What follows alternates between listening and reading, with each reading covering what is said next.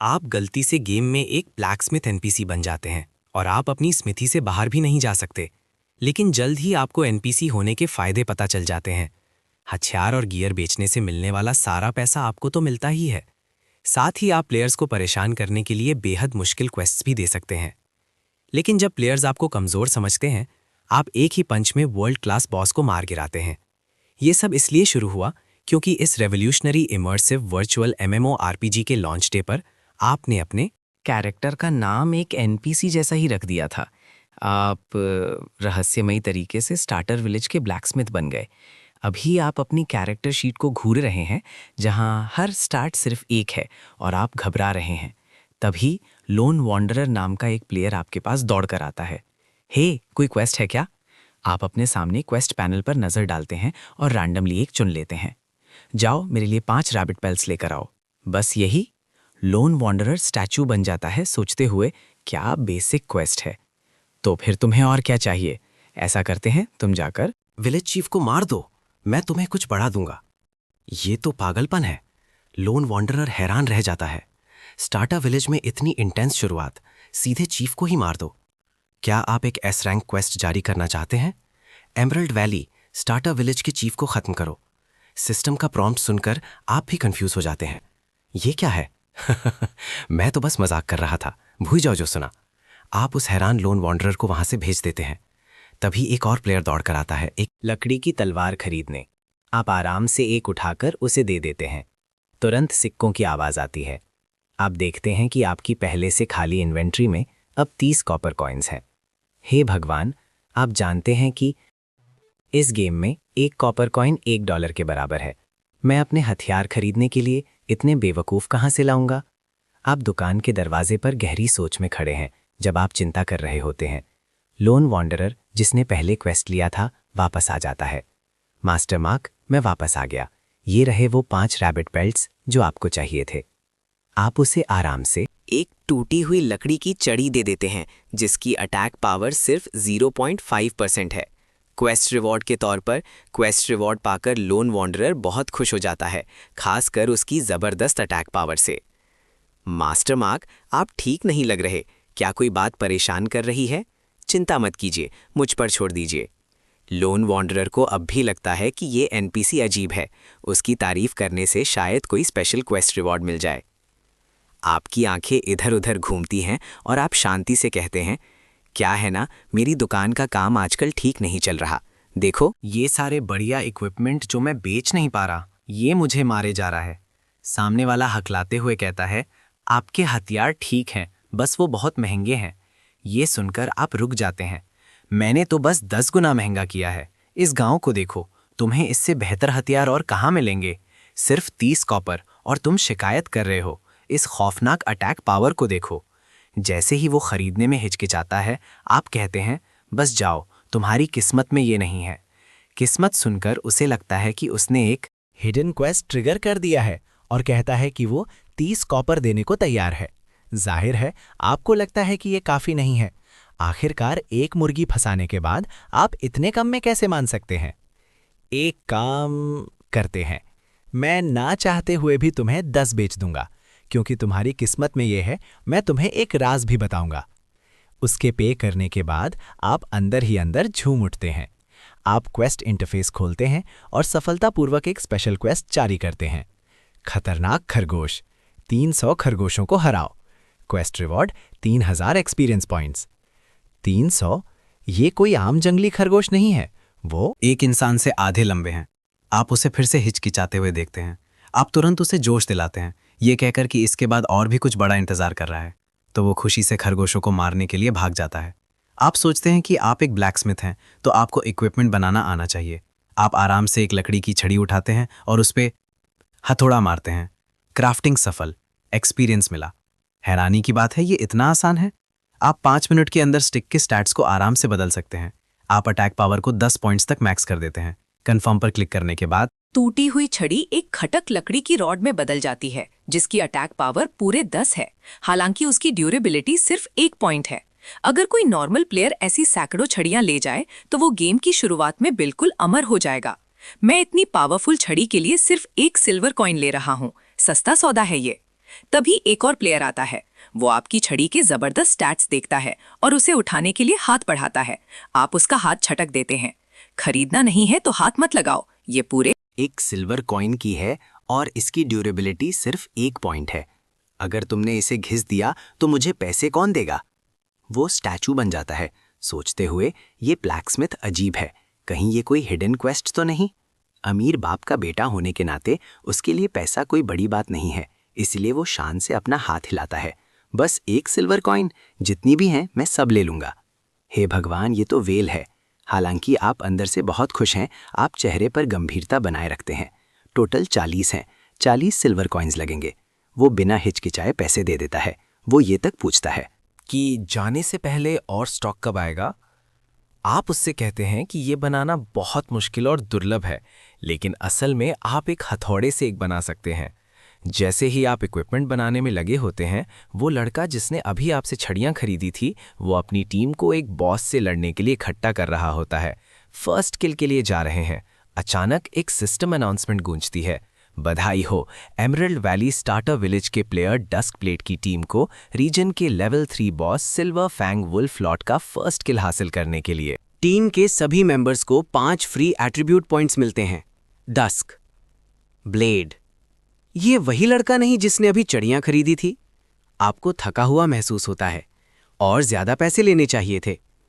सभी प्लेयर्स ध्यान दें, अब शाम के 5 बज चुके हैं। सभी दुकानें आज के लिए बंद हो गई हैं। ये क्या है? इस गेम में एनपीसीज शाम 5 बजे काम से छुट्टी ले लेते हैं। ये एनपीसीज तो मुझसे भी पहले काम से निकल जाते हैं। सभी गांव वाले ध्यान दें, मैं एमरल्ड वैली स्टार्टर विलेज का चीफ हूं। आने जाने पर लगी पाबंदी अब हटा दी गई है। सभी गांव वाले कृपया मेरे घर पर आ जाएं। रॉस की समरी मीटिंग के लिए काम से छुट्टी लो, फिर मीटिंग में जाओ। ये ठीक है, मुझे पता था कि यह इतना अच्छा नहीं हो सकता। रास्ते में आपकी मुलाकात एक दूसरी एनपीसी रोज़ा से होती है और आप हैरान होते हैं कि गेम के एनपीसीज कितने डिटेल्ड हैं। चीफ के घर पहुंचकर आपको थोड़ी जलन होती है। इस चीफ ने काफ़ी माल बनाया है। हम दोनों स्टार्टर विलेज में हैं, इसकी जगह इतनी शानदार क्यों है? चीफ सामने खड़े होकर बकबक करता रहता है। दिलचस्प बात यह है कि वो एक्सपीरियंस पॉइंट्स को स्पिरिट एनर्जी कहते हैं। ईवी, जो टेलर की दुकान की मालिक है, सबसे पहले रिपोर्ट करती है, मैंने आज 97,550 स्पिरिट एनर्जी बांटी। दुकान से कमाई 13 सिल्वर और 40 कॉपर हुई, जैसा तय हुआ था। आधा गांव के विकास में जाएगा। ये रहे 6 सिल्वर और 70 कॉपर। ये सुनकर कि आपको आधा देना पड़ेगा, आप घबरा जाते हैं। आपने पहले ही अपने सिल्वर कॉइन्स बेचकर उन्हें $4,000 में बदल लिया है, लेकिन आपको 20 से ज़्यादा सिल्वर कॉइन्स जमा करने हैं। चीफ साफ तौर पर नाखुश है और टेलर से दाम कम करने को कहता है। अचानक वो तुरंत विरोध करती है, मैं नहीं कर सकती। मजदूरी के बाद मुश्किल से ही कोई मुनाफा बचता है। ठीक है, जैसा तुम्हें ठीक लगे। इससे आप समझ जाते हैं कि चीफ के पास उतनी अथॉरिटी नहीं है।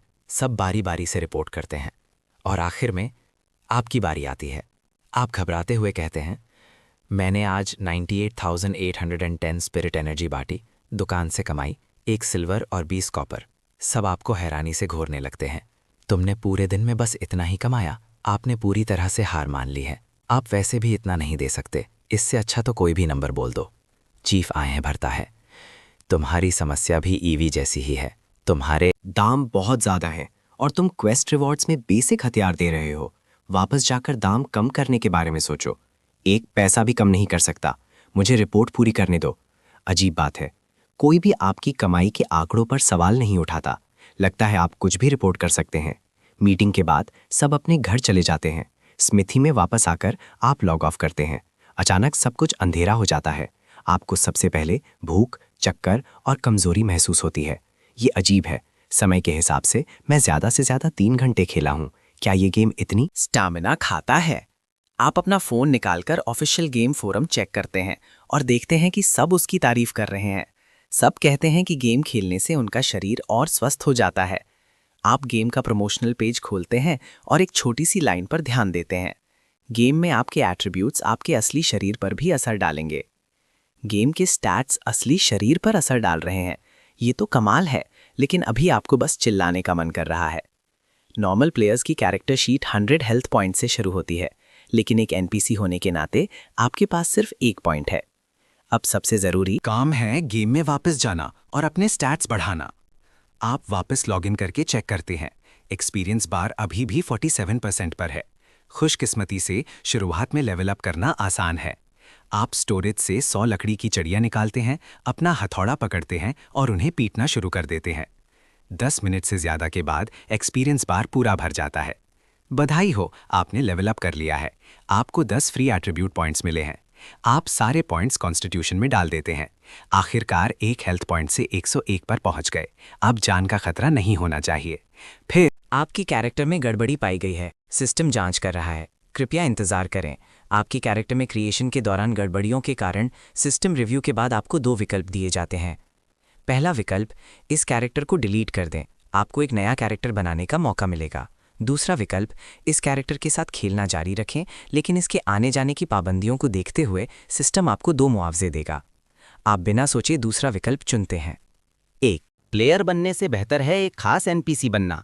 बधाई हो, प्लेयर मार्कस्टोन आपका स्पेशल क्लास कन्वर्जन सफल रहा।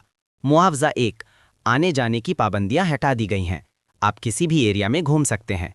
मुआवजा 2, हम आपको एक शॉप असिस्टेंट देंगे ताकि जब आप बाहर हों तो दुकान का काम ठीक से चलता रहे। सिस्टम से मिला शॉप असिस्टेंट आपके मेल बॉक्स में है। आप उसे अपनी तरह दिखने के लिए सेट करते हैं और फिलहाल के लिए वेयरहाउस में रख देते हैं। अब आपकी हेल्थ एक नए प्लेयर के बराबर है। बेहतर है कि जल्दी से और लेवल अप कर लिया जाए।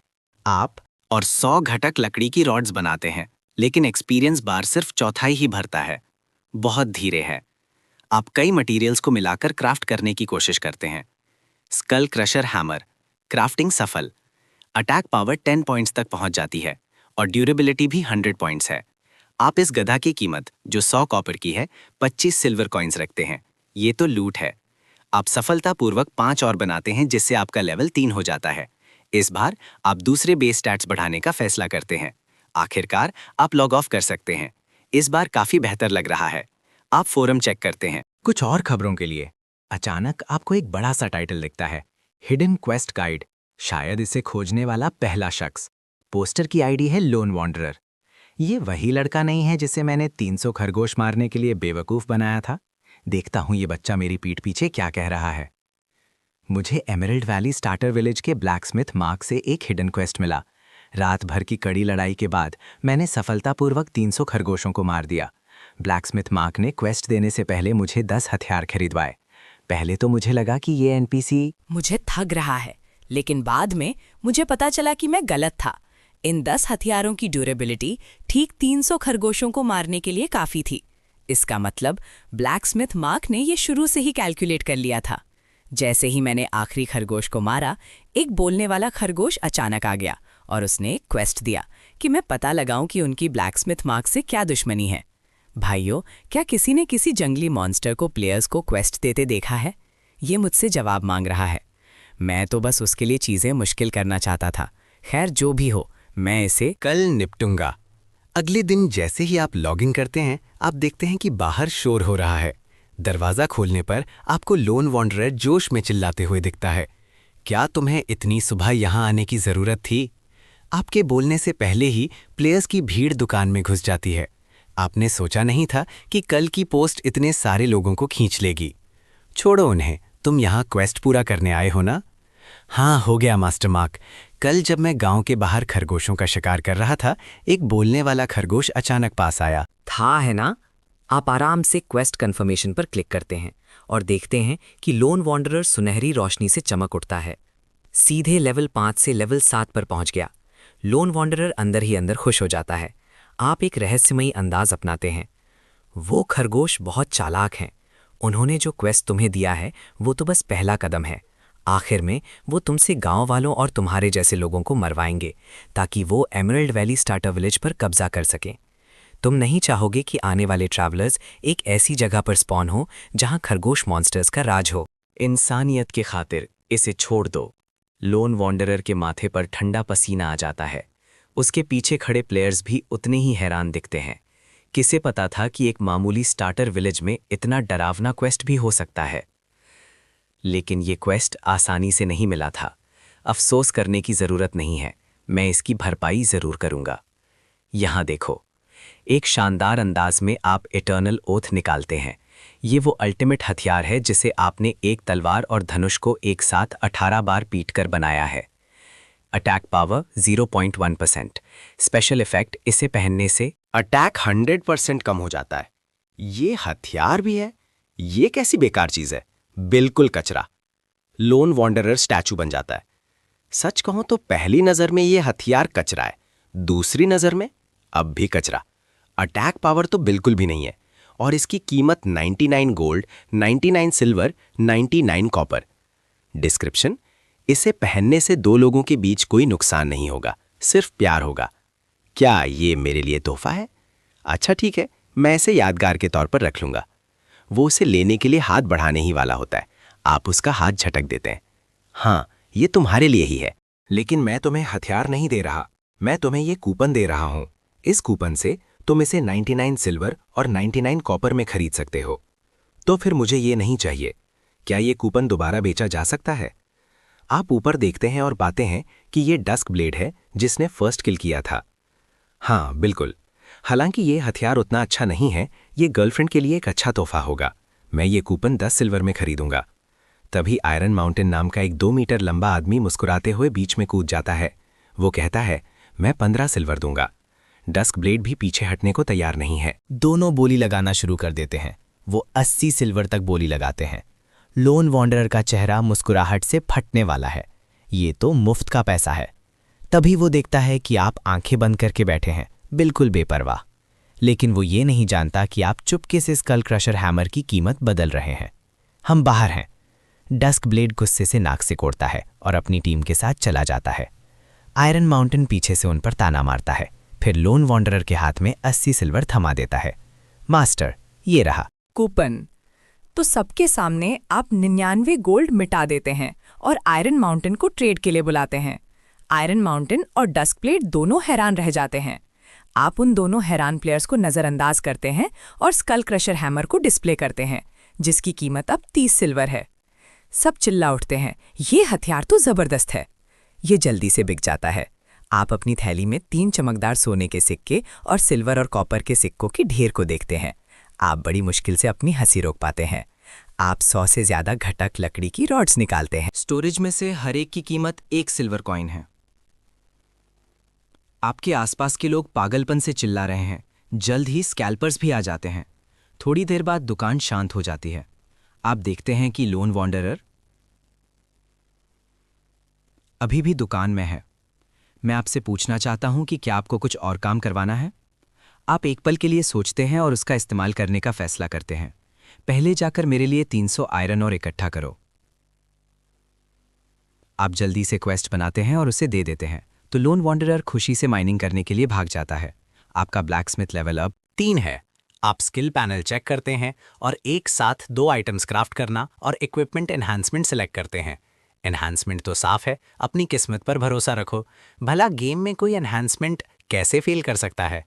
आप पहले एनहांसमेंट टेस्ट करने का फैसला करते हैं, आराम से घटक लकड़ी की रॉड बनाकर। आप एनहांसमेंट पैनल खोलते हैं और देखते हैं कि आपको एक और रॉड की ज़रूरत है।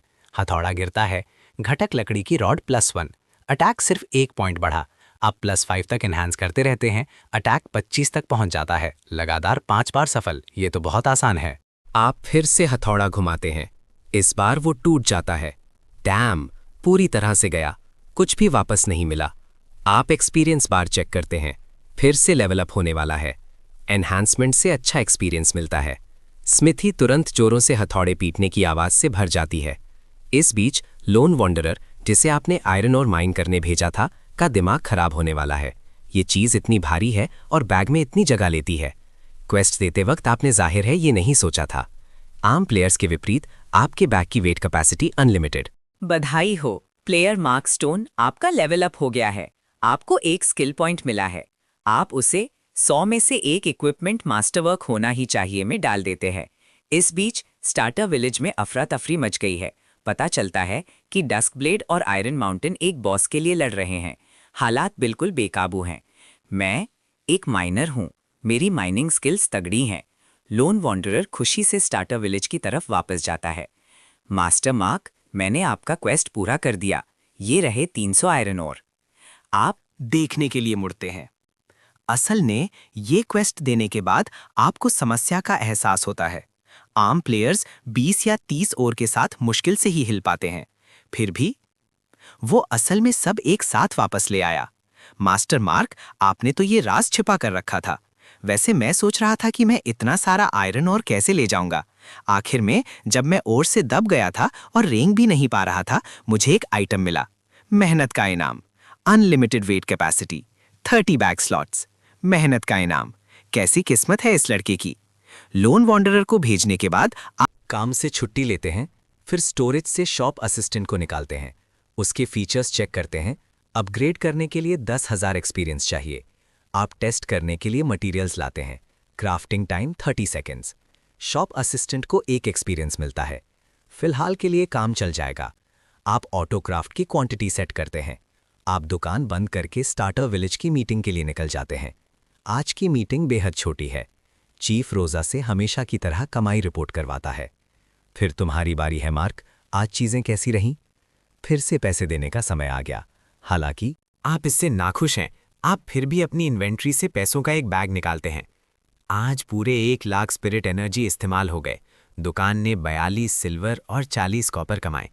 ये रहे 21 सिल्वर और 20 कॉपर। आप पैसों को आगे बढ़ा देते हैं। कोई चारा नहीं है।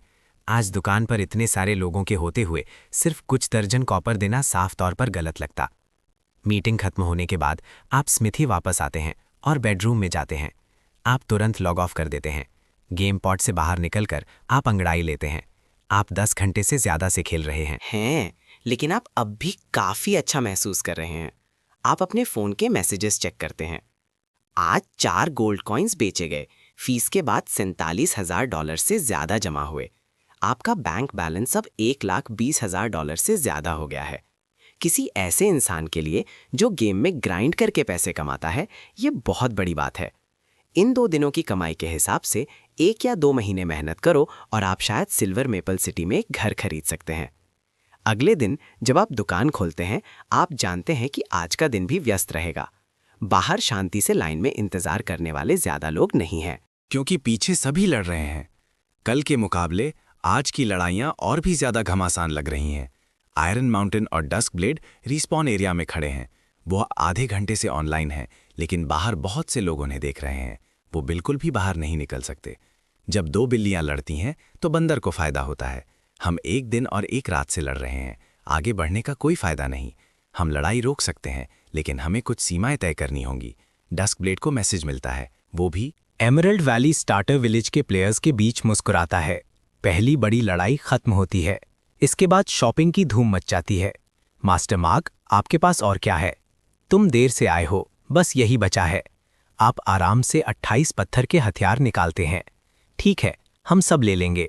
दोनों एक साथ कहते हैं और साथ ही ट्रेड रिक्वेस्ट्स भेजते हैं। हर एक 50 कॉपर का सही दाम है। आप हथियारों को 2 हिस्सों में बांटकर उन्हें दे देते हैं। अब आती है असली चीज। उनके जाने से पहले आप जल्दी से 10 पत्थर के हथियार स्टोरेज से निकालते हैं। पहले के विपरीत इस बैच में +5 एनहांस किए हुए हथियार हैं। हे भगवान, ये तो एनहांस्ड इक्विपमेंट हैं। दाम भी सही है, हर एक 30 सिल्वर का। दोनों तुरंत उन्हें खरीद लेते हैं। दुकान में वापस मुड़कर आप नए प्रोडक्ट्स बनाना शुरू करते हैं। ब्लैकस्मिथ लेवल 5 तक पहुंच गया है। आप आखिरकार कुछ सिंपल आर्मर बना सकते हैं। 2 मिनट बाद अपने सामने बदसूरत लोहे की बाल्टी को देखकर आप गहरी सोच में डूब जाते हैं। Defence plus constitution 3, durability 500, equipment level 5, कुछ खास नहीं। छेदों वाली बाल्टी का डिफेंस काफ़ी ज़्यादा तो है, लेकिन ये आपकी उम्मीदों से बहुत दूर है। बेचने के लिए कोई ख़ास बात नहीं है। जब आप अपना दिमाग दौड़ा रहे होते हैं तो आपकी आंखें अचानक चमक उठती हैं। सुंदरता ही सब कुछ है। अगर आप इस चीज़ को अच्छा दिखने वाला बना सकें तो दाम दुगना करना बिल्कुल आम बात होगी। ठीक इसी वक्त डस्क ब्लेड और डॉन लाइट स्टार्टर विलेज में एंटर करते हैं। ग्रे आइटम्स कुछ कॉपर के होते हैं, उन्हें उठाने की ज़रूरत नहीं है। जहां बचाना चाहिए वहां बचाओ, जहां खर्च करना चाहिए वहां खर्च करो। देखो, मैं जो पैसे आराम से उठा लेती हूं वो चीज़ें खरीदने के लिए काफ़ी हैं। डस्क देखो। डस्क ब्लेड पास जाकर देखता है। एक चांदी का मास्क धातु की चमक से चमक रहा है, जिस पर कांटों के पैटर्न बने हैं, जो पूरे मास्क को एक जंगली और टूटा हुआ सा एहसास दे रहे हैं। स्टैट्स और कीमत देखकर डस्क ब्लेड हैरान रह जाता है। स्टैट्स ठीक ठाक हैं, लेकिन एक गोल्ड कॉइन, ये तो लूट है। ये असल में वही बाल्टी वाला मास्क था जिसे सुंदरता ही सब कुछ है का इस्तेमाल करके बदला गया था। स्टैट्स असल में गिर गए थे, लेकिन आप नतीजे से संतुष्ट हैं। हनी, एक गोल्ड बहुत महंगा है। बात पूरी करने से पहले उसकी नज़र उसके सर पर एक चमकदार धातु के मुकुट पर पड़ती है। क्राउन ऑफ डेब्रेक, सिर्फ वॉरलॉक के लिए। एक गोल्ड में काफी सस्ता है। इसीलिए मैंने तुमसे कहा था, वो कचरा क्यों उठाना, शिकायत करना बंद करो। मैंने तुम्हारे लिए मास्क भी खरीद लिया है। डस्क ब्लेड एक फीकी मुस्कान के साथ मास्क ले लेता है। कैसे न कैसे 2 गोल्ड कॉइन्स खर्च हो गए। डस्क ब्लेड को हल्का सा थका हुआ महसूस होता है, लेकिन ये एहसास जल्दी ही खत्म हो जाता है। वो दोनों सड़क पर सबकी नज़रों में आ रहे हैं। गांव के दरवाजे पर उनकी मुलाकात आयरन माउंटेन से भी होती है, जो रुक जाता है। ये कहाँ से लिए? स्मिथी से। आयरन माउंटेन मुड़कर स्मिथी की तरफ चल पड़ता है। स्मिथी पहुंचकर आयरन माउंटेन समय बर्बाद नहीं करता। मास्टर मार्क, सुना है नया स्टॉक आया है?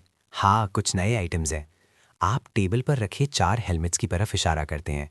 थॉर्न वॉर मास्क और क्राउन ऑफ डेब्रेक के अलावा असैसिन्स फैंटम मास्क और आर्चर्स नाइट हॉक विजन भी हैं। मुझे 30 दे दो। 30? आप स्टैचू बन जाते हैं। 4 लाख से ज्यादा। आपने सोचा था कि डस्ट ब्लेड ही काफी बेवकूफ है। उम्मीद नहीं थी कि उससे भी बड़ा कोई होगा। आयरन माउंटेन आराम से एक उठाता है, स्टैट्स और कीमत देखता है। ये चीज एक गोल्ड की एक इस ब्लैकस्मिथ का दिमाग खराब हो गया है। क्या हुआ? क्या है ना, मैं इतने सारे नहीं ले जा सकता। पहले एक खरीद कर ट्राई करता हूं, अगर अच्छा लगा तो मैं। शाम 4:30 बजे तक वो जाना पहचाना चेहरा आखिरकार दिखता है। मास्टर मार्क, क्या मैं आपकी कोई मदद कर सकता हूं?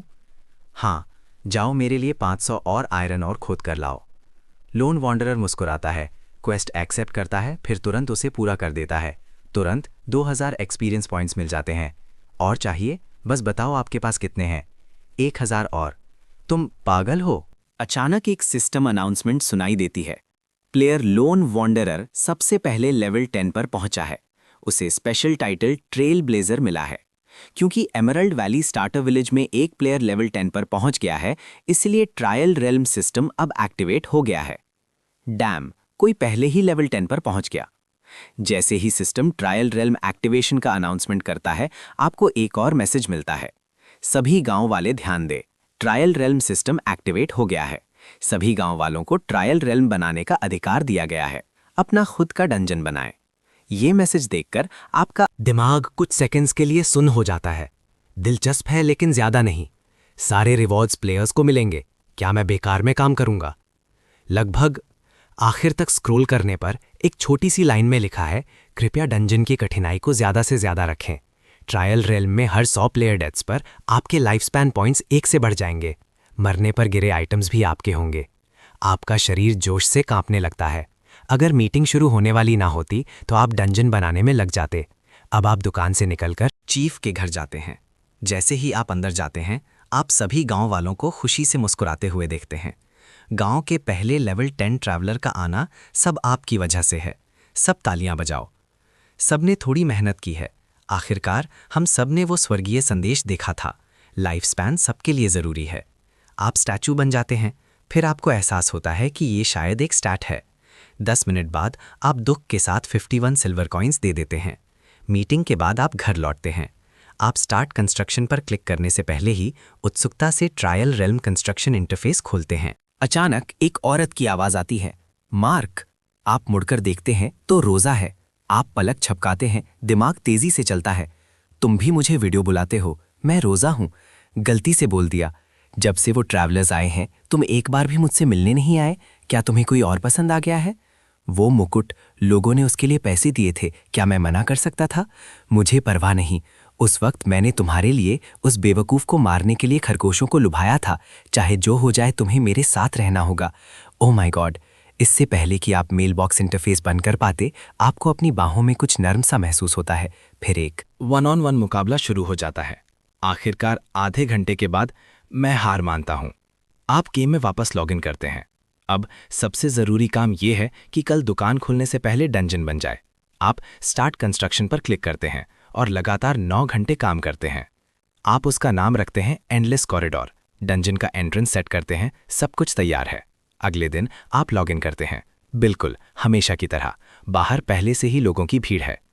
गुड मॉर्निंग मास्टर मार्क, क्या मैं आपकी कोई मदद कर सकता हूँ? जितना मुश्किल हो उतना अच्छा। मुझे कोई मदद नहीं चाहिए, लेकिन तुम्हें इतना उत्सुक देखकर मेरे पास कुछ जानकारी है जो तुम्हारे काम आ सकती है। रुकिए मास्टर मार्क, फादर मार्क, क्या आप बाकी की बात मेरे कान में बता सकते हैं? स्टार्टर विलेज से निकलने के बाद जंगल से होते हुए उत्तर की तरफ जाना। एक छोटे से झरने के पीछे एंडलेस कॉरिडोर नाम का एक ट्रायल रेल्म है। बात पूरी करके आप नीचे देखते हैं, वहां कोई नहीं है। इस बीच डस्क ब्लेड और दूसरों को डंजन टेलीपोर्ट का नोटिफिकेशन मिलता है।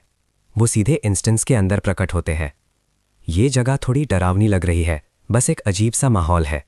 मैं आगे चलता हूं, लेकिन कुछ ही कदम चलने के बाद डॉनलाइट अचानक ऊपर इशारा करती है और चीख पड़ती है। वो चारों उस दिशा में देखते हैं जहां वो इशारा कर रही है। वो देखते हैं कि एक जहरीली मकड़ी किसी तरह उनके सर के ऊपर आ गई है।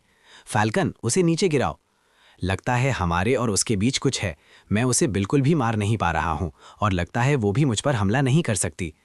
तो आखिर में वो पांचों लोग मकड़ी को ऊपर घूरते हुए आगे बढ़ते हैं, लेकिन कुछ और कदम चलने के बाद अचानक एक क्लिक की आवाज आती है। रुको। टायरॉन कैसे मर गया? मैं सच में गिरकर मर गया। स्मिथी में वापस आप डंजन इंटरफेस देख रहे हैं। आप देखते हैं कि स्क्रीन पर एक अनोखी डिज़ाइन का खंजर दिखाई देता है। आप तुरंत उसे उठाकर अपनी इन्वेंट्री में रख लेते हैं। लगता है वो पहला ट्रैप भी पार नहीं कर पाए। मैं ऊपर देखूंगा, तब तुम लोग अपने कदमों पर ध्यान देना। डस्क ब्लेड के बोलने से पहले ही वो अचानक हवा में उड़ जाता है। उसकी चीख पास से दूर होती जाती है। आखिरकार कुछ सेकंड्स के बाद उसका नाम ग्रे हो जाता है।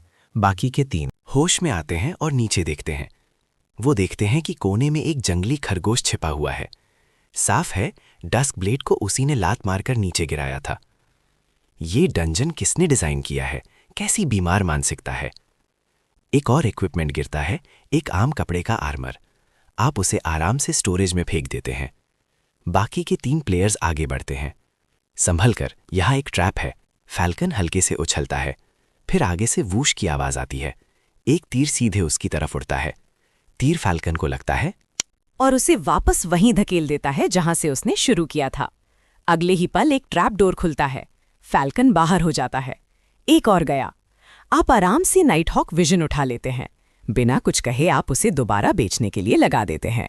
जल्द ही डस्क ब्लेड की पूरी टीम खत्म हो जाती है और आपकी उस दिन की कमाई काफी अच्छी होती है। आपने कुल 4190 इक्विपमेंट के पीसेस इकट्ठे किए हैं। एक व्यस्त दिन के बाद आपका ब्लैकस्मिथ लेवल 7 तक पहुंच जाता है। आप आराम से अपना कैरेक्टर पैनल खोलते हैं। आप अपने पॉइंट्स देखकर स्टैचू बन जाते हैं। 71 एट्रीब्यूट पॉइंट्स। तो लाइफ स्पैन पॉइंट्स या एट्रीब्यूट पॉइंट्स। एक गंभीर चेहरे के साथ आप उन्हें बराबर बांटना जारी रखते हैं। आप हमेशा की मीटिंग के लिए विलेज चीफ के घर जाते हैं। मीटिंग के दौरान रोजा आपको आंख मारती रहती है। 1 घंटे बाद रोजा का चेहरा लाल हो जाता है जब वो आपके सहारे खड़ी होती है। जानना चाहते हो इसे कैसे ट्रिगर करना है? एमरल्ड वैली स्टार्टर विलेज के चीफ को मारो और उसकी जगह ले लो। कैसी डरावनी औरत है। आप लॉग आउट करते हैं। आप रोज की तरह अपना अकाउंट चेक करते हैं। बैलेंस 4,80,000। नाइस। काफी अच्छा है। कुछ ही दिनों में लगभग 4 लाख। आप फोन पर खेलते हुए एक मूवी देखते हैं। आपको याद आता है कि परसों आपकी माँ का जन्मदिन है। आप आराम से घर की टिकट खरीद लेते हैं। अगली सुबह आप गेम में एंटर करते हैं। आप शॉप असिस्टेंट के बनाए हुए इक्विपमेंट को वेयरहाउस में रखते हैं। आपको अचानक कुछ याद आता है। आपके हाथ में एक लाल खंजर आ जाता है। अगर ब्लड एज ऐसे ही बेचा गया तो डस्क ब्लेड और दूसरे लोग इसे ज़रूर पहचान लेंगे। आप तेवर चढ़ाकर सोचते हैं, बड़े खर्च करने वाले। स्टार्टर विलेज के सभी वॉरियर्स हैं। तुम खंजर को एक लंबी तलवार में बदल सकते हो। ब्लड एज पकड़कर आप वर्क बेंच तक जाते हैं। आप स्टोरेज से एक लोहे की लंबी तलवार निकालते हैं। ये कुछ भी बने, इस पर हथौड़ा तो पड़ेगा ही। Clang music. रीफॉर्जिंग सफल। कृपया हथियार का इफेक्ट चुनें। Effect 1, Alpha Wolf. इसे पहनने पर पार्टी के सदस्यों की अटैक पावर 20% बढ़ जाती है। Music. Effect 2, river of blood. हर हमले में 50% चांस है कि एक लेयर ब्लड स्टोन स्टैक हो। हर लेयर से हर सेकंड एक हेल्थ पॉइंट खोता है। 6 सेकंड्स के लिए 5 लेयर्स तक स्टैक हो सकता है। Effect 3, Midnight Sword Saint. रात में 300% अटैक स्पीड, दिन में -50%। चार्ज करने के लिए दिन में 2 घंटे पहनना जरूरी है। आप बिना सोचे पहले दो ऑप्शंस को हटा देते हैं। आपकी नज़र 300% अटैक स्पीड बोनस पर टिकी है। ये स्टार्ट्स दोनों वेल्स, आयरन माउंटेन और डस्क ब्लेड के लिए बिल्कुल सही है। आप बिना सोचे तीसरा ऑप्शन चुनते हैं। जब ठंडी चमकती हुई लंबी तलवार आपकी हथेली पर रखी होती है तो आप उसकी अचानक रोशनी से लगभग अंधे हो जाते हैं। ये हथियार नहीं है, ये साफ तौर पर एक एलईडी फ्लैशलाइट है। आप उसे आराम से एक नाम देते हैं, radiant long sword. 20% attack, 1 attack speed, 500% durability, level 10 जरूरी। रेडिएंट लॉन्ग सोर्ड की 20% अटैक पावर पहले ही आंखें खींचने वाली है, लेकिन एनहांसमेंट इंटरफेस में दिखाए गए मटेरियल्स और भी ज्यादा चौंकाने वाले हैं। पहले एनहांसमेंट के लिए 39 सिल्वर और 50 कॉपर प्लस आयरन ब्लॉक्स चाहिए। उंगलियों पर 5वें एनहांसमेंट तक गिनते हुए आपके माथे की नसें फड़कने लगती हैं। इसके लिए गोल्ड से ज़्यादा चाहिए, यानी 1,20,000। लेकिन अगर ये सच में +5 तक एनहांस हो गया तो इस हथियार का अटैक 50 तक पहुंच जाएगा। मौजूदा बेसिक हथियारों के हिसाब से इसे स्टार्टर विलेज छोड़ने तक इस्तेमाल किया जा सकता है। स्टार्टर विलेज छोड़ने के बाद भी ये शुरुआती स्टेजेस में काम आ सकता है। आप बिना सोचे इसकी कीमत 1 गोल्ड कॉइन रखते हैं। बेसिक लेवल 10 के हथियार सिर्फ 1 सिल्वर कॉइन में बिकते हैं। आप समय पर नजर डालते हैं, सुबह के 8 बज रहे हैं। ठीक, आप रेडिएंट लॉन्ग स्वॉर्ड और दूसरे इक्विपमेंट को बेचने के लिए लगा देते हैं। अब दुकान खोलने का समय हो गया है, लेकिन जैसे ही आप दरवाज़ा खोलते हैं आप हैरान रह जाते हैं। कई जाने पहचाने चेहरे, उनके लेवल्स अभी भी 7 पर अटके हुए हैं। पूरी रात गुजर गई और एक लेवल भी नहीं बढ़ा। क्या तुम लोग गेमिंग को सीरियसली ले सकते हो? डस्क ब्लेड का चेहरा बेहद गंभीर है। उसके बगल में आयरन माउंटेन भी लेवल 7 पर है, लेकिन उसके चेहरे पर कोई खुशी नहीं है। कल वो सबसे पहले लेवल 7 पर पहुंचा, फिर वो लोन वॉन्डरर की टीम में शामिल हो गया, फर्स्ट क्लियर रिवॉर्ड्स पाने की उम्मीद में। डंजन में घुसने के बाद उसका बुरा सपना शुरू हुआ, जिसमें 10 से 20 मिनट में बॉस को मार देना चाहिए था। वो 1 घंटे में उसकी आधी हेल्थ ही ले पाया। यही हालत डस्क ब्लेड की पार्टी में भी है। आपने भी ये नहीं सोचा था। फर्स्ट क्लियर रिकॉर्ड्स चेक करने पर आपको पता चलता है कि एंडलेस कॉरिडोर अभी तक क्लियर नहीं हुआ है। आप मुड़कर देखते हैं तो लोन वॉन्डरर लेवल 8 पर है। आप अपना एट्रीब्यूट पैनल खोलते हैं। 100 फ्री पॉइंट्स एक रात में। ये प्लेयर्स एंडलेस कॉरिडोर में 10,000 बार मरे, लेकिन ये आपकी समस्या नहीं है। आप आराम से पॉइंट्स को बराबर बांट देते हैं।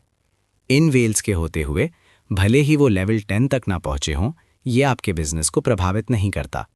आप उनका ध्यान खींचने के लिए हल्का सा खा सकते हैं। डेडली वुडन रॉड +5 और रेडिएंट लॉन्ग सॉर्ड। इन्हें देखो, रेडिएंट लॉन्ग सॉर्ड में तो स्पेशल इफेक्ट्स भी हैं। है, मैंने अभी तक देखा नहीं।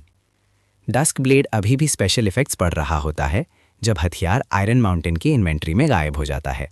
भाई, कुछ चीजें तुम्हें देखने को मिलती। वो 100 डेडली वुडन रॉड्स +5 भी खरीद लेता है। मास्टरमार्क, इस +5 का क्या मतलब है? आप सोच रहे थे कि एनहांसमेंट की तरफ बात कैसे ले जाएं। उसका सीधा पूछना सुनकर आप खुश हो जाते हैं। Enhancement, music, level. ये सुनकर कि आप वाकई इक्विपमेंट एनहांस कर सकते हैं, सबके दिल की धड़कन तेज हो जाती है। तो इससे एनहांस करने के लिए मुझे क्या मटेरियल्स चाहिए होंगे? आयरन माउंटेन बहुत उत्साहित है। डस्क ब्लेड और दूसरों के चेहरे तुरंत उतर जाते हैं, हालांकि उन्होंने इफेक्ट साफ तौर पर नहीं देखे। वो 20% अटैक पावर असली है। अगर एनहांस किया तो क्या ये सबको एक ही झटके में नहीं मार देगा? आप बेकार में बात नहीं करते। आयरन माउंटेन से हथियार लेते हैं, फिर आप हथौड़ा उठाकर उसे हल्के से थपथपाते हैं। हर कोशिश के 40 सिल्वर, सही दाम है। मैं करूंगा। रुको, हथियार टूट तो नहीं जाएगा। थोड़ा चांस है। कितना? खुद अनुभव करो। आप सच में नहीं जानते। जाहिर है, अगर आप जानते भी होते तो आप आयरन माउंटेन को नहीं बताते। आयरन माउंटेन हिचकिचाता है, फिर दांत पीसता है। चलो करते हैं। वो पार पे क्लिक करता है। Clang, enhancement +1। आयरन माउंटेन और उसके पीछे भीड़ को उनके तनावपूर्ण चेहरों के साथ देखते हुए आप घिन से देखते हैं। साथ ही आप अपनी इन्वेंटरी चेक करते हैं। 36 और सिल्वर। सिस्टम सिर्फ 10% लेता है। आपने सोचा था कि 50% मिलना अच्छा होगा। पता चला कि सिस्टम इतना दयालु है। फिर से आप इम्पेशेंस से रेडिएंट लॉन्गसोर्ड की तरफ इशारा करते हैं। दूसरे लोग गर्दन उठाकर देखते हैं कि क्या अलग है। दूसरे लोग सिर्फ ऊपरी हिस्सा देख सकते हैं। वो कोई अंतर नहीं बता सकते, लेकिन आयरन माउंटेन को बिल्कुल साफ दिखता है, जबकि दूसरे एट्रीब्यूट्स में ज्यादा बदलाव नहीं हुआ है। सबसे जरूरी, अटैक पावर 2 पॉइंट्स बढ़ गई है। 2 अटैक के लिए 40 सिल्वर काफी है। फिर से आयरन माउंटेन दाम भी नहीं चेक करता, वो सीधे कंफर्म पर क्लिक करता है। अच्छा, एनहांसमेंट फिर से सफल। एक गहरी सांस। क्या डरावना हथियार है। दूसरा एनहांसमेंट सफल। रेडिएंट लॉन्गस्वर्ड की अटैक पावर अब 26 तक पहुंच गई है। ये अटैक डेडली वुडन। रॉड +5 से पहले ही ज्यादा है, और वो तो एक बार इस्तेमाल करने वाला हथियार है। फिर से आप उसे ज्यादा सोचने का समय नहीं देना चाहते, जैसा कि उम्मीद थी। अच्छा, सफलता जारी रहती है। इस बीच 1 गोल्ड और 44 सिल्वर आपकी जेब में आ जाते हैं। होली, आयरन माउंटेन के हाथ कांप रहे हैं रेडिएंट लॉन्गसोर्ड को देखते हुए, जिसकी अटैक पावर 32 है। ये निश्चित रूप से एमरल्ड वैली स्टार्टर विलेज में नहीं, बल्कि पूरे रीजन और सर्वर में एक टॉप टियर हथियार है। डस्क ब्लेड और दूसरे गंभीर दिखते हैं, हालांकि वो हथियार में बदलाव नहीं देख सकते। आयरन माउंटेन के चेहरे के भाव से वो बता सकते हैं कि ये हथियार किसी गॉड टियर स्थिति तक पहुंच गया है। फिर से आप अचानक चिल्लाते हैं। आयरन माउंटेन फिर से चौंक जाता है। बहादुर, आप आखिरकार मुस्कुराते हैं आयरन माउंटेन को थम्स अप देते हुए। उसको इमोशनल वैलिडेशन तो देना ही पड़ेगा। आपके बोलने के साथ ही हथौड़ा गिरता है। हाँ, सफल। आयरन माउंटेन देखता है कि हथियार अभी भी है। वो फिर से अटैक पावर देखता है, पूरे 40 पॉइंट्स। उसके पैर कमज़ोर हो जाते हैं। बहुत इंटेंस है। ये इसलिए नहीं है कि हथियार ने उसके कितने पैसे खर्च करवाएं। रेडिएंट लॉन्गस्वर्ड की मौजूदा कीमत अब पैसों में नहीं मापी जा सकती। फिर से और नहीं। क्या और नहीं? आपने सोचा था कि वो आगे बढ़ेगा, लेकिन ये बंदा सच में रुक जाता है। खैर ठीक है, 5 गोल्ड 40 सिल्वर मिल गए। जितना मिला है उसमें खुश रहो। आयरन माउंटेन बेवकूफ़ नहीं है। जितना ज़्यादा एनहांसमेंट लेवल होगा, उतना ज़्यादा चांस है कि हथियार टूट जाएगा। चिल्लाता है, तुम सब मुझसे अब से बचकर रहना। ये बुरा है। सिंसियर हार्ट का चेहरा गंभीर हो जाता है। लगातार 4 एनहांसमेंट्स। उस हथियार का अटैक अब शायद गॉड टियर होगा। मेरे जैसा कमजोर तो एक ही हिट में मर सकता है। उसका हथियार बस अच्छा है, हम भी अपने एनहांस कर सकते हैं। डस्क ब्लेड मुड़ता है और आपसे 10 स्कल क्रशर हैमर्स खरीद लेता है। मास्टर मार्क, क्या ये एनहांस हो सकता है? हाँ, आप सर हिलाते हैं। डस्क ब्लेड सब कुछ दाव पर लगा देता है। फिर वो एनहांसमेंट के लिए ज़रूरी मटेरियल्स चेक करता है। 1 पत्थर, 5 लकड़ी, काफ़ी सस्ता है। वो सीधे 2 गोल्ड निकालता है और आपसे एक ढेर पत्थर और लकड़ी खरीद लेता है। अनुपातिक रूप से आप हथौड़ा उठाते हैं और पीटना शुरू कर देते हैं। डस्क ब्लेड साइड में पागलपन से कन्फर्म पर क्लिक करता है। 1, 2, 3, 4, बैंग। फिर से टूट गया, फिर से टूट गया। आधे घंटे बाद सभी 10 स्कल क्रशर हैमर्स कब के टूट चुके हैं। फिर वो 20 और खरीदता है, लेकिन उसके सामने वाला पहले ही आखिरी है। आखिरकार +7 स्कल क्रशर हैमर को देखते हुए डस्क ब्लेड जोर से चिल्लाता है। सिर्फ 1 +7 के लिए 30 हैमर्स, ये तो बहुत मुश्किल है, लेकिन कम से कम हथियार के एट्रीब्यूट्स ठीक ठाक है। 38 अटैक। शायद काफ़ी होगा। मटीरियल्स और हथियारों पर उसके कुल 11 गोल्ड खर्च हुए।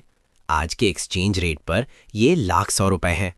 सिंसियर हार्ट और दूसरे एनहांसमेंट के बाद के डरावने प्रभावों को देखकर भी अपने हथियार निकालते हैं, लेकिन पहले की स्थिति से वो बता सकते हैं कि +5 से पहले रिस्क कम है, इसीलिए वो हर एक को +5 तक एनहांस करके रुक जाते हैं। इस बार हमें ज़रूर फर्स्ट क्लियर मिलेगा। डस्क ब्लेड पूरे विश्वास से भरा है। वो सिंसियर हार्ट से एंडलेस कॉरिडोर डंजन के प्रवेश द्वार पर जाने को कहता है। आयरन माउंटेन को भी समस्या की गंभीरता का एहसास होता है। ठीक है, चलो चलते हैं। आप उन्हें जाते हुए देखते हैं। एक सुबह इक्विपमेंट बेचने और एनहांसमेंट से आपने 30 गोल्ड से ज़्यादा कमाए। एक्सचेंज रेट नीचे जाता हुआ लग रहा है। आप जल्दी से गेम करेंसी बेच देते हैं। आप आज घर जा रहे हैं। इन्वेंट्री चेक करते हैं। दुकान में काफ़ी स्टॉक है, लेकिन जब आप फ्री हैं तो आप हथौड़ा चलाते हैं। 1 घंटा बीत जाता है। अचानक आपके कान में एक सिस्टम अनाउंसमेंट सुनाई देती है। बधाई हो players, Big Bear, Iron Bear और शैडो बेयर को एंडलेस कॉरिडोर का फर्स्ट क्लियर पूरा करने के लिए आप उन नामों पर हंसे बिना नहीं रह सकते। इतने सारे लोग इक्विपमेंट खरीद रहे हैं और इन्हांस कर रहे हैं, और फर्स्ट क्लियर कोई अनजान टीम ले जाती है। अभी दोनों वेल टीम्स सुनती हैं कि जिस डंजन पर उन्होंने इतना पैसा खर्च किया था उसे एक अनजान 5 बेर टीम ने क्लियर कर लिया है। फर्स्ट क्लियर डंजन के अंदर आयरन माउंटेन स्टैचू बन जाता है। ये बेर्स कहाँ से आए? वो तुरंत लड़ाई से हट जाता है और टीम से बाहर निकल जाता है। वो देखता है कि डंजन का प्रवेश द्वार लोगों से भरा हुआ है। 5 बेर भाइयों को भीड़ ने घेर रखा है।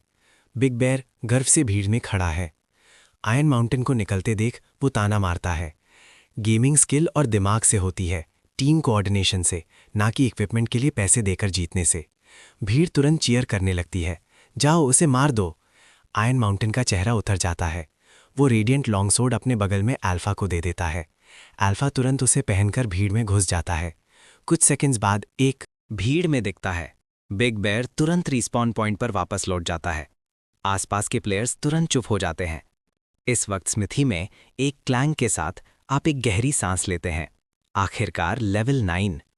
आप मिरेकल टच में स्किल पॉइंट्स डालना जारी रखते हैं। स्किल लेवल 5 तक पहुंच जाती है। स्किल का प्रभाव हर 100 में से एक क्वालिटी आइटम से बदलकर हर 20 में से एक हो जाता है। दुकान बंद करने के बाद आप हमेशा की तरह मीटिंग के लिए जाते हैं। रोजा के साथ इशारे करते हुए आप आज का भुगतान देते हैं। 1 गोल्ड 30 रुपए। बहुत अच्छा, बहुत अच्छा। नौजवान मार्क मेहनत कर रहा है। आओ आओ पास आओ। विलेज चीफ बहुत संतुष्ट हैं। आपने सोचा था कि आप इतना ज़्यादा पे नहीं करेंगे, लेकिन रोजा के द्वारा सिस्टम रिवॉर्ड्स का जिक्र करने पर आप कुछ हद तक उत्सुक हो जाते हैं। मीटिंग के बाद आप रोजा के उसके घर आने के निमंत्रण को ठुकरा देते हैं। परसों आप घर जा रहे हैं। ये भी पहली बार है कि आप दुकान को शॉप असिस्टेंट के हवाले कर रहे हैं। कोई गलती नहीं होनी चाहिए। लेवल 5 के हथियार और इक्विपमेंट अभी डिमांड में है। 1000 पीसेस काफ़ी होने चाहिए। Level 7 3000 pieces. लेवल 10 के हथियारों के लिए आपने पहले 1000 तैयार किए थे, ज़रूर काफ़ी नहीं होंगे। अब डंजन आ गया है तो खरीदार शायद बहुत ज़्यादा नहीं होंगे। सुरक्षा के लिए बेहतर है और तैयार कर लें। आप बस कीमत तय करते हैं, फिर आप शॉप असिस्टेंट का मैनेजमेंट मोड बदलते हैं, सेमी ऑटोमेटेड से फुली ऑटोमेटेड। आज रात लेवल 10 तक पहुंचने के लिए और हथियार बनाते हैं। स्मिथी एक बार फिर जोशीले हथौड़ों की आवाज़ से भर जाती हैं। अगली सुबह आप नींद में गेमिंग पॉड से उठते हैं। ये चीज़ बिस्तर के रूप में काफ़ी आरामदायक है, बिना खेले भी। जम्हाई लेते हुए आप मुंह हाथ धोते हैं। आप वापस लॉगिन करते हैं। कल रात आप लेवल 10 तक पहुंच गए थे और लेवल 15 के हथियार और इक्विपमेंट अनलॉक कर लिए थे। आप कुछ लेवल 15 के इक्विपमेंट तैयार करते हैं। अचानक आप स्किल बार में एक नया ऑप्शन देखते हैं, रिपेयर। इक्विपमेंट की 50% ड्यूरेबिलिटी रिस्टोर करता है। आप पहले उत्सुक थे कि आप रिपेयर क्यों नहीं कर सकते। पता चला कि आपका लेवल ही काफ़ी नहीं था। और काम करने के बाद जब तक आप लॉग ऑफ करते हैं, सुबह के 3 बज चुके हैं। आप पहले काफ़ी होशियार थे, लेकिन 3 घंटे सोने के बाद आप थक कर उठते हैं। पूरी रात खेलो तो जोश में रहो, एक बार सो जाओ तो ज़ॉम्बी की तरह उठो। क्या ये अजीब नहीं है? लेकिन चाहे ये अजीब हो या ना हो, आपको घर जाना चाहिए। आप हल्का फुल्का सामान बांधते हैं और अपनी माँ का तोहफा लेते हैं। आपका बैंक बैलेंस बढ़कर 7,30,000 हो गया है। आपके परिवार की आर्थिक स्थिति आम है। आपके पिता शहर के बढ़ई हैं। आपकी माँ घर पर धुलाई और खाना बनाने का काम करती हैं। घर पहुँचने के बाद आप अपनी माँ को एक बड़ा सोने का कंगन जन्मदिन के तोहफे के रूप में देते हैं। फिर एक ही झटके में आप अपने पिता को एक SUV खरीद देते हैं। अपने माता पिता के खुश चेहरे देखकर आपको महसूस होता है कि यही पैसे कमाने का मतलब है। एक रात बीत जाती है। अगली सुबह आपके पिता की आंखों के नीचे काले घेरे हैं। वो खुशी से आपको ट्रेन स्टेशन छोड़ने जाते हैं। कल रात इतने उत्सुक थे कि वो सो नहीं पाए। देखो ये गाड़ी बेटा, कितनी पावर, कितनी जगह, हमें कभी रोड ट्रिप पर चलना चाहिए। आप हाँ में हाँ मिलाते हैं, जिससे आपके पिता की मुस्कान उनके कानों तक पहुंच जाती है। अपने अपार्टमेंट पहुंचकर आप जल्दी से लॉगिन करते हैं। पता नहीं शॉप असिस्टेंट के प्रबंधन में स्मिथी कैसी रही। लॉगिन करने के बाद आपको सब कुछ सामान्य लगता है। पहले के मुकाबले आज बाहर थोड़ी हुलचल लग रही है। आप शॉप असिस्टेंट को अंदर आने का निर्देश देते हैं। आप उसकी इन्वेंट्री भी चेक करते हैं। वाओ, सिर्फ एक दिन में सभी लेवल 10 और 7 के इक्विपमेंट बिक गए। लेवल 5 का सामान भी बिक गया। क्या हुआ? बिजनेस अचानक इतना अच्छा कैसे हो गया? शॉप असिस्टेंट की इन्वेंट्री में 61 गोल्ड देखकर आप हैरान रह जाते हैं। आप दुकान के दरवाजे पर जाते हैं। तुरंत आप समझ जाते हैं कि सब कुछ क्यों बिक गया। क्योंकि एमरल्ड वैली स्टार्टर विलेज का दूसरा ऑल विलेज वॉर शुरू हो गया है। लेकिन आपको नहीं पता कि इसकी वजह क्या है। एक्सचेंज रेट चेक करते हैं। गेम करेंसी गिर रही है। आज ये 1.6 पर है और अभी भी नीचे जा रही है। आप जल्दी से गेम करेंसी लिस्ट कर देते हैं। 10 मिनट बाद 3,66,000 आ जाते हैं। बुरा नहीं है। पिता की कार के पैसे एक दिन में वापस कमा लिए। कैरेक्टर पैनल फिर से खोलते हैं। हालांकि एंडलेस कॉरिडोर का फर्स्ट क्लियर चला गया। कई लोग अभी भी कोशिश कर रहे हैं। आपने 2 दिन पहले लॉग ऑफ करते वक्त चेक नहीं किया था। कल के साथ डंजन में 8,000 से ज्यादा डेथ्स हो चुकी हैं। एट्रीब्यूट पॉइंट्स में बदलने पर यह 80% है। लेवल 7 से 10 तक के 30 एट्रीब्यूट पॉइंट्स जोड़कर आप सभी 110 पॉइंट्स को हेल्थ में डाल देते हैं, क्योंकि आपने एक जरूरी जानकारी सीखी है। दूसरे स्टार्टर विलेजेस में लोग एनपीसीज का शिकार करने के लिए संगठित हो रहे हैं। 1500 हेल्थ, ये संख्या किसी टैंक भी खुद को कमजोर समझेगा, लेकिन आपके लिए ये अभी भी काफी नहीं है। एनपीसीज को मारना आमतौर पर एक ग्रुप एफर्ट होता है। आप बचना चाहते हैं, सिर्फ बचकर ही आपका कोई भविष्य है। कुछ प्लेयर्स देखते हैं कि स्मिथी में फिर से इक्विपमेंट बिक रहा है। वो आराम से कुछ पीसेस खरीद लेते हैं। हालांकि उत्सुक हैं, आप पूछने में अजीब महसूस करते हैं। पूरी दोपहर हथौड़ा चलाते हुए आप थोड़ा बहुत इक्विपमेंट बेचते हैं, जब तक सूरज ना डूब जाए। आखिरकार आपको एक जाना पहचाना चेहरा दिखता है, लोन वॉन्डरर। आप उसका लेवल चेक करते हैं, लेवल 12। लगता है ये बंदा इस सबसे दूर रहा। मास्टर मार्क, मैं यहाँ एक क्वेस्ट पूरा करने आया हूँ। लोन वॉन्डरर हमेशा की तरह है। वो 5 डार्क आयरन ओर निकालता है। डार्क आयरन क्वेस्ट आपके जाने से पहले सेट किया गया था। शॉप असिस्टेंट सभी प्लेयर्स से एक जैसा बर्ताव करता है। एक बार में सिर्फ 5 ही जमा किए जा सकते हैं, लेकिन जब आप खुद वापस आ गए हैं तो जो कुछ भी है बाहर निकालो। लोन वॉन्डरर स्टैचू बन जाता है, फिर एक खूबसूरत मुस्कान के साथ खिल जाता है। मास्टर मार्क, मैं आपके यही कहने का इंतजार कर रहा था। मेरे पास 1495 और हैं। जबरदस्त। आप मन ही मन उसे एक थम्स अप देते हैं और क्वेस्ट जारी करते हैं। लोन वॉन्डरर तुरंत लेवल 13 तक पहुंच जाता है। फिर आप दोनों एक दूसरे को घूरते रहते हैं। मास्टर मार्क, क्या कोई और क्वेस्ट है?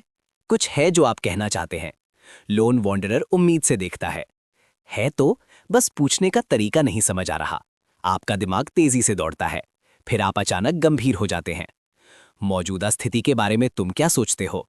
एक ब्लैकस्मिथ इसके बारे में क्यों पूछ रहा है? लोन वॉन्डरर 1 सेकंड के लिए स्टैचू बन जाता है। क्या आप बाहर क्या हो रहा है उसके बारे में उत्सुक हैं?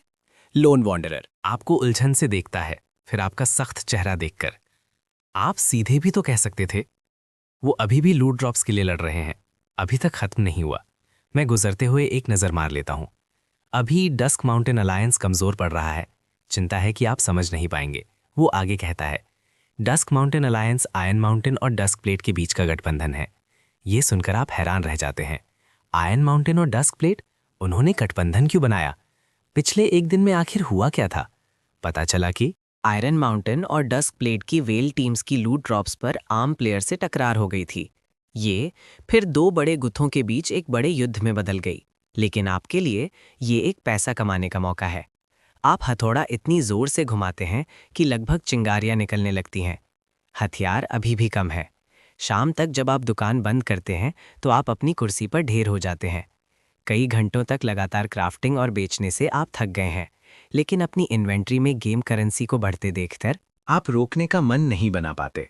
लेकिन उससे पहले आपको अभी भी विलेज चीफ के घर मीटिंग के लिए जाना है।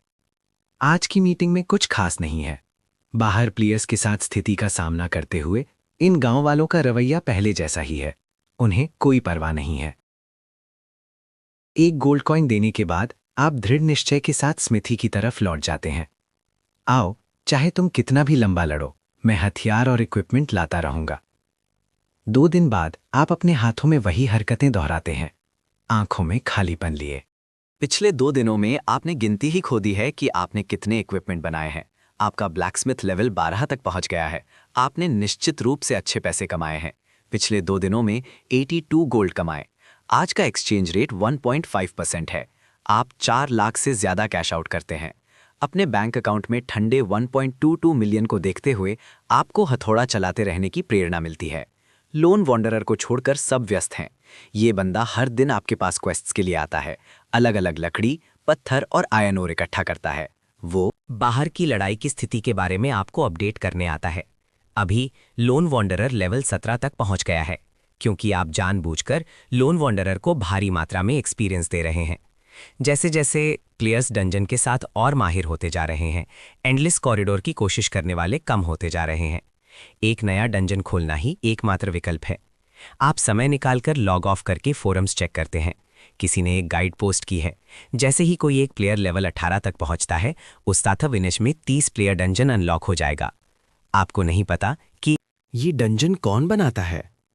गाइड से लगता है कि सिर्फ एक 30 प्लेयर डंजन है, लेकिन कम से कम ये इंतजार करने लायक है। अगले ही सेकंड एक सिस्टम अनाउंसमेंट सुनाई देती है। प्लेयर क्लियर स्काई सबसे पहले लेवल 18 तक पहुंचा है। उसे स्पेशल टाइटल ट्रेल ब्लेजर मिलता है। उसे 10 एट्रीब्यूट पॉइंट्स मिलते हैं। उसे गोल्ड कॉइन रिवॉर्ड मिलता है। क्योंकि एमरल्ड वैली स्टार्टर विलेज में एक प्लेयर लेवल 18 तक पहुंच गया है, इसलिए 30 प्लेयर डंजन वॉइड रेल्म एक दिन में खुल जाएगा। लेकिन थोड़ी देर इंतजार करने के बाद आपको कोई सिस्टम मैसेज नहीं मिलता। क्या 30 प्लेयर डंजन में एनपीसी की भागीदारी की जरूरत नहीं है? आप थोड़ा निराश हैं, लेकिन आज की मीटिंग तो होनी ही है। आप आराम से विलेज चीफ के घर जाते हैं और देखते हैं कि सब पहले से ही वहां हैं। वही जानी पहचानी शुरुआत। साथ ही गांव वालों, आज आपकी मेहनत के लिए धन्यवाद। विलेज चीफ अभी भी मुस्कुराते हुए हैं, लेकिन नीचे बैठे गांव वाले किसी वजह से आंखें मिलाने से बच रहे हैं, जैसे डर रहे हों कि चीफ उन्हें देख न ले। क्या हो रहा है? आप उलझन में आप अपनी जगह ढूंढकर बैठ जाते हैं। आज हमारे गांव के लिए एक अच्छा दिन है। आप सबने सुना है कि किसी ने वॉइड रेल्म सीक्रेट रेल्म को ट्रिगर किया है, इसलिए आज की मीटिंग की प्राथमिकता इस मामले को अंतिम रूप देना है। ये सुनकर कुछ लोग अपने सर नीचे कर लेते हैं, दूसरे दरवाजे की तरफ देखते हैं। कुछ तो गड़बड़ है। हालांकि ये एनपीसीज हैं, लेकिन ये सब तेज हैं। ऐसा मत करो सब लोग, ये सब गांव के विकास के लिए है। भगवानों ने हमें वॉइड रेल्म बनाने का काम सौंपकर हम पर अपना विश्वास दिखाया है। मैं करूंगा। आप खड़े हो जाते हैं।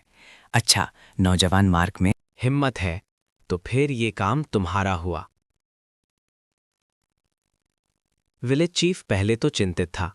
किसी को तैयार देखकर वो तुरंत अपने कपड़ों से एक लिफाफा निकालकर आपको दे देता है। फिर जैसे उसे डर हो कि आप पछताएंगे, वो जल्दी से कहता है कि आप मीटिंग से पहले जा सकते हैं और आपको अगले साल के गांव निर्माण शुल्क से छूट देता है। क्या हो रहा है? अचानक ये सब आपको क्यों दे रहे हैं? आप लिफाफा खोलते हैं। इससे पहले कि आप अंदर के कागज को पकड़ पाते, एक रोशनी की किरण आपके माथे में घुस जाती है। तुरंत आपकी आंखों के सामने एक डंजन कंस्ट्रक्शन इंटरफेस आ जाता है। आप इंटरफेस पर एक मोटा मोटा नजर डालते हैं। पिछले लेवल 10 के डंजन से ज्यादा अलग नहीं है। अजीब है हालांकि, जब आपको पहले जाने की अनुमति है, आप शिष्टाचार नहीं दिखाते, आप मुड़कर चले जाते हैं। माँ के जाने के बाद रोसा ने अपना सर नीचे रखा हुआ था। आपको ये काम लेते सुनकर, इससे पहले कि वो आपको रोकने के लिए कुछ कह पाती, चीफ ने पहले ही हैंडओवर पूरा कर दिया था। खत्म हो गया? रोसा की आंखें फोकस खो देती हैं। चीफ, वॉइड रेल्म के मामले में क्या नौजवान मार्क नहीं जानता? एक गांव वाला आपके दूर जाने का इंतजार करता है, फिर एक उलझन भरे भाव से पूछता है, असंभव, मैंने ये किसी के आने से पहले ही बताया था। इतना जरूरी मामला वो जरूर जानता होगा। तो फिर उसने क्यों स्वीकार किया? क्या ये हमारे गांव के लिए नहीं है? चीफ गुस्से भरी आंखों से मुड़ता है। देखो, तुम सबको सिर्फ अपने बारे में सोचते हो। सिर्फ नौजवान मार्क ही सच में गांव के बारे में सोचता है, पिछले घर की मरम्मत के बारे में। तुम्हें अकेले में मुझसे मिलने की जरूरत नहीं है। ये जगह नौजवान मार्क को जाती है। इसे गांव से कुछ मुआवजा समझो, और इस महीने की दैविक सुरक्षा भी उसे ही जाती है। अब से उसे परेशान मत करना। गार्ड से स्मिथी पर एक साइन लगा दो। स्मिथी कल बंद रहेगी। स्मिथी लौटकर आप एक गहरी सांस लेते हैं। बस एक डंजन बनाना है। सब लोग इतने रहस्यमयी क्यों हो रहे हैं? आप नहीं समझ पा रहे हैं कि वो एनपीसीज इतने अनिच्छुक क्यों थे, लेकिन सिस्टम ने आपको कोई रिवॉर्ड या पेनल्टी नोटिफिकेशन नहीं भेजा है। शायद कोई बड़ी समस्या नहीं है। आप वॉइड रेल्म कंस्ट्रक्शन इंटरफेस खोलते हैं। कितने रेल्म्स आप बना सकते हैं? 1। कितने रेल्म स्ट्रक्चर्स आप रख सकते हैं? 4000। प्रॉप्स और monsters placement points 20000। Realm experience reward 5000। लूट ड्रॉप्स अभी भी आराम से चुने जा सकते हैं। उनमें से एक स्पेशल आइटम है जिसका नाम है मास्करेड मास्क। इस आइटम का इस्तेमाल करके आप अपनी आईडी बदल सकते हैं और सभी एट्रीब्यूट्स छिपा सकते हैं। कूल डाउन 30 दिन। अगर आप ये हासिल कर सके तो बाद में स्टार्टर विलेज छोड़ना बहुत सुविधाजनक हो जाएगा। आप दूसरे ड्रॉप्स चेक करते हैं। गिल्ड चार्टर, एक 18 लेवल का डंजन असल में इसे ड्रॉप करने देता है, लेकिन अगर आपको ये मिल भी जाए तो आप इसे फिर से बेच देंगे। मॉन्स्टर कैटलॉग चेक करने पर कुछ नए ऐड किए गए थे। आप नीचे स्क्रॉल करते रहते हैं। एक छोटी सी लाइन आपका ध्यान खींचती है। कृपया डंजन की कठिनाई को नियंत्रित करें। रेल्म में हर 10 क्यूमुलेटिव प्लेयर डेथ्स पर आपके लाइफ स्पैन पॉइंट्स 1 से बढ़ जाएंगे। इस डंजन में प्लेयर डेथ्स पर कोई एक्सपीरियंस पेनल्टी नहीं है। इक्विपमेंट और इन्वेंट्री आइटम्स के डेथ ड्रॉप्स बिल्डर के होते हैं। 10 प्लेयर्स के लिए 1 एट्रीब्यूट पॉइंट। मैं ये आश्चर्यजनक इनाम पा सकता हूँ, लेकिन रुको, कुछ तो गड़बड़ है। इस तरह के इनामों के साथ वो एनपीसीज इसके लिए लड़ क्यों नहीं रहे थे? उसके बजाय वो इसे ऐसे बच रहे थे जैसे ये कोई बीमारी हो। आपको एहसास होता है कि यहाँ शायद कोई बड़ा कैच है। आप और नीचे देखते हैं।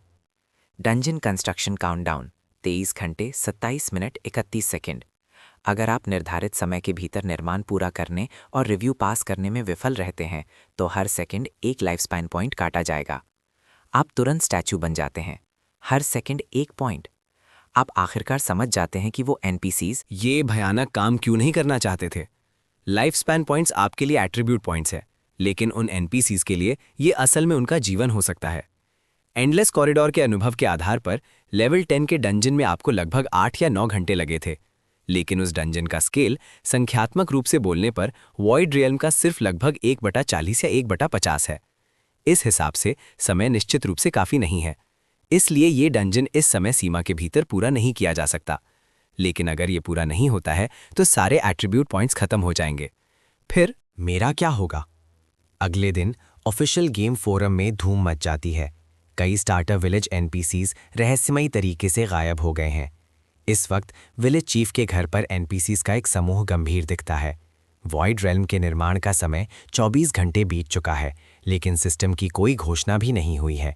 कहीं कुछ गड़बड़ तो नहीं हो गई? लेकिन इस वक्त अचानक एक सिस्टम अनाउंसमेंट सुनाई देती है। Emerald Valley starter village dungeon void realm अब खुल गया है।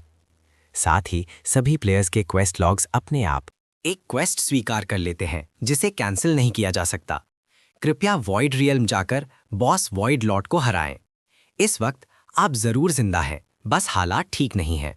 हालांकि आपका लेवल 14 है, आपके सभी एट्रीब्यूट्स 1 हो गए हैं, यहाँ तक कि आपके अवेलेबल पॉइंट्स भी -274 हो गए हैं।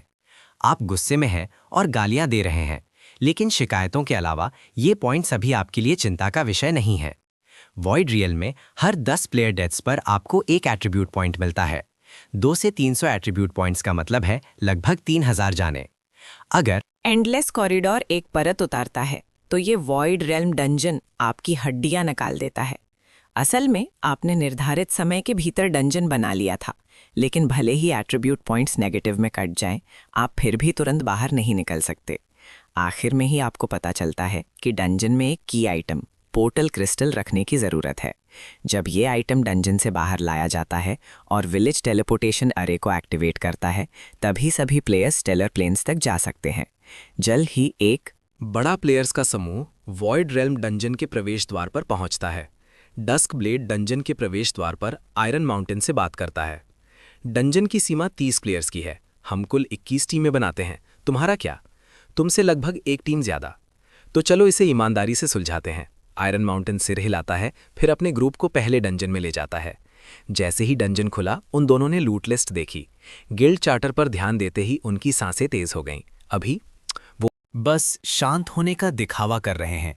डंजन में घुसने के बाद डस्क ब्लेड अपने बैकपैक से एक हथियार निकालता है, जो कोई और नहीं बल्कि आयरन माउंटेन द्वारा गिराया गया रेडिएंट लॉन्ग सोर्ड है। इस हथियार से डैमेज आउटपुट बिल्कुल जबरदस्त है, लेकिन उसकी मुस्कान कुछ ही सेकंड्स में जम जाती है। ये स्टाइल, ये मैप, क्या ये डंजन उसी इंसान ने बनाया है जिसने एंडलेस कॉरिडोर बनाया था? डंजन में घुसने पर सबके सामने सबसे पहले एक जाना पहचाना कॉरिडोर आता है।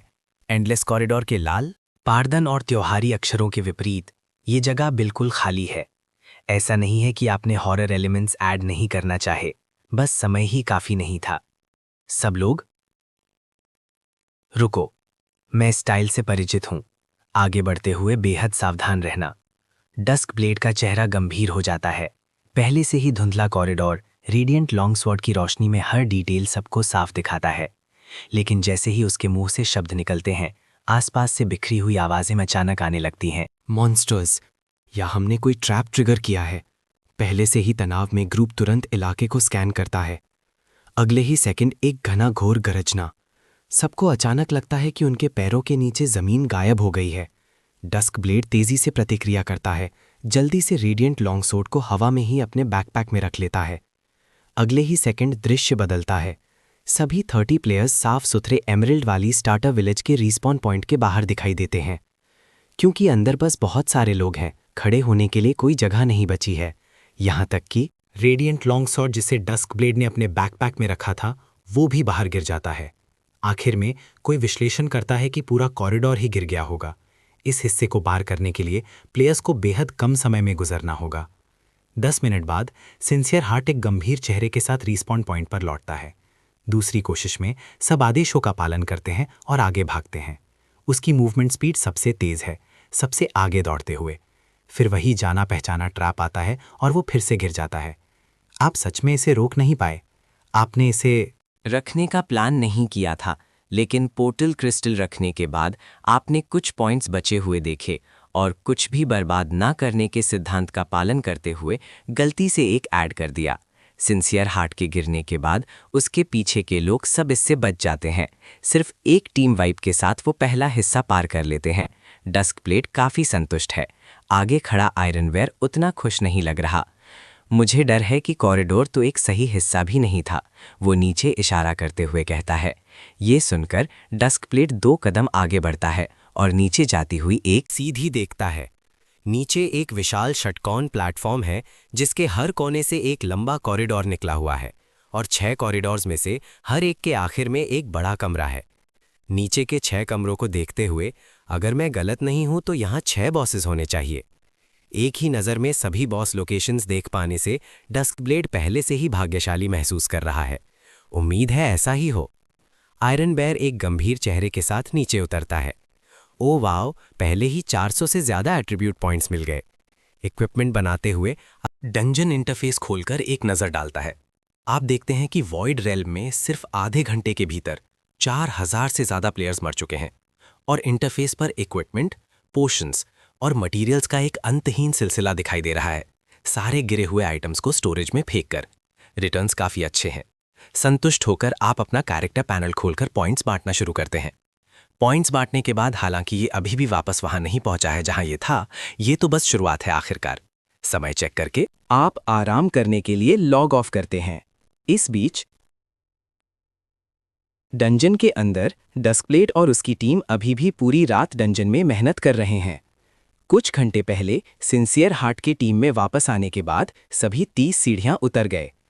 यहाँ 6 कमरे हैं, चलो बस एक से शुरुआत करते हैं। आयरन बेयर एक दिशा में आगे बढ़ता है। धीरे से बॉस रूम का दरवाज़ा खोलने पर उन्हें अरीना काफ़ी बड़ा मिलता है। अंदर का बॉस लेवल 18 का ट्विन वेनम टेल बीस्ट है। ट्विन वेनम टेल बीस्ट एक अकेले बॉस नहीं है, बल्कि 2 हैं, एक यिन और एक यांग, एक नर और एक मादा।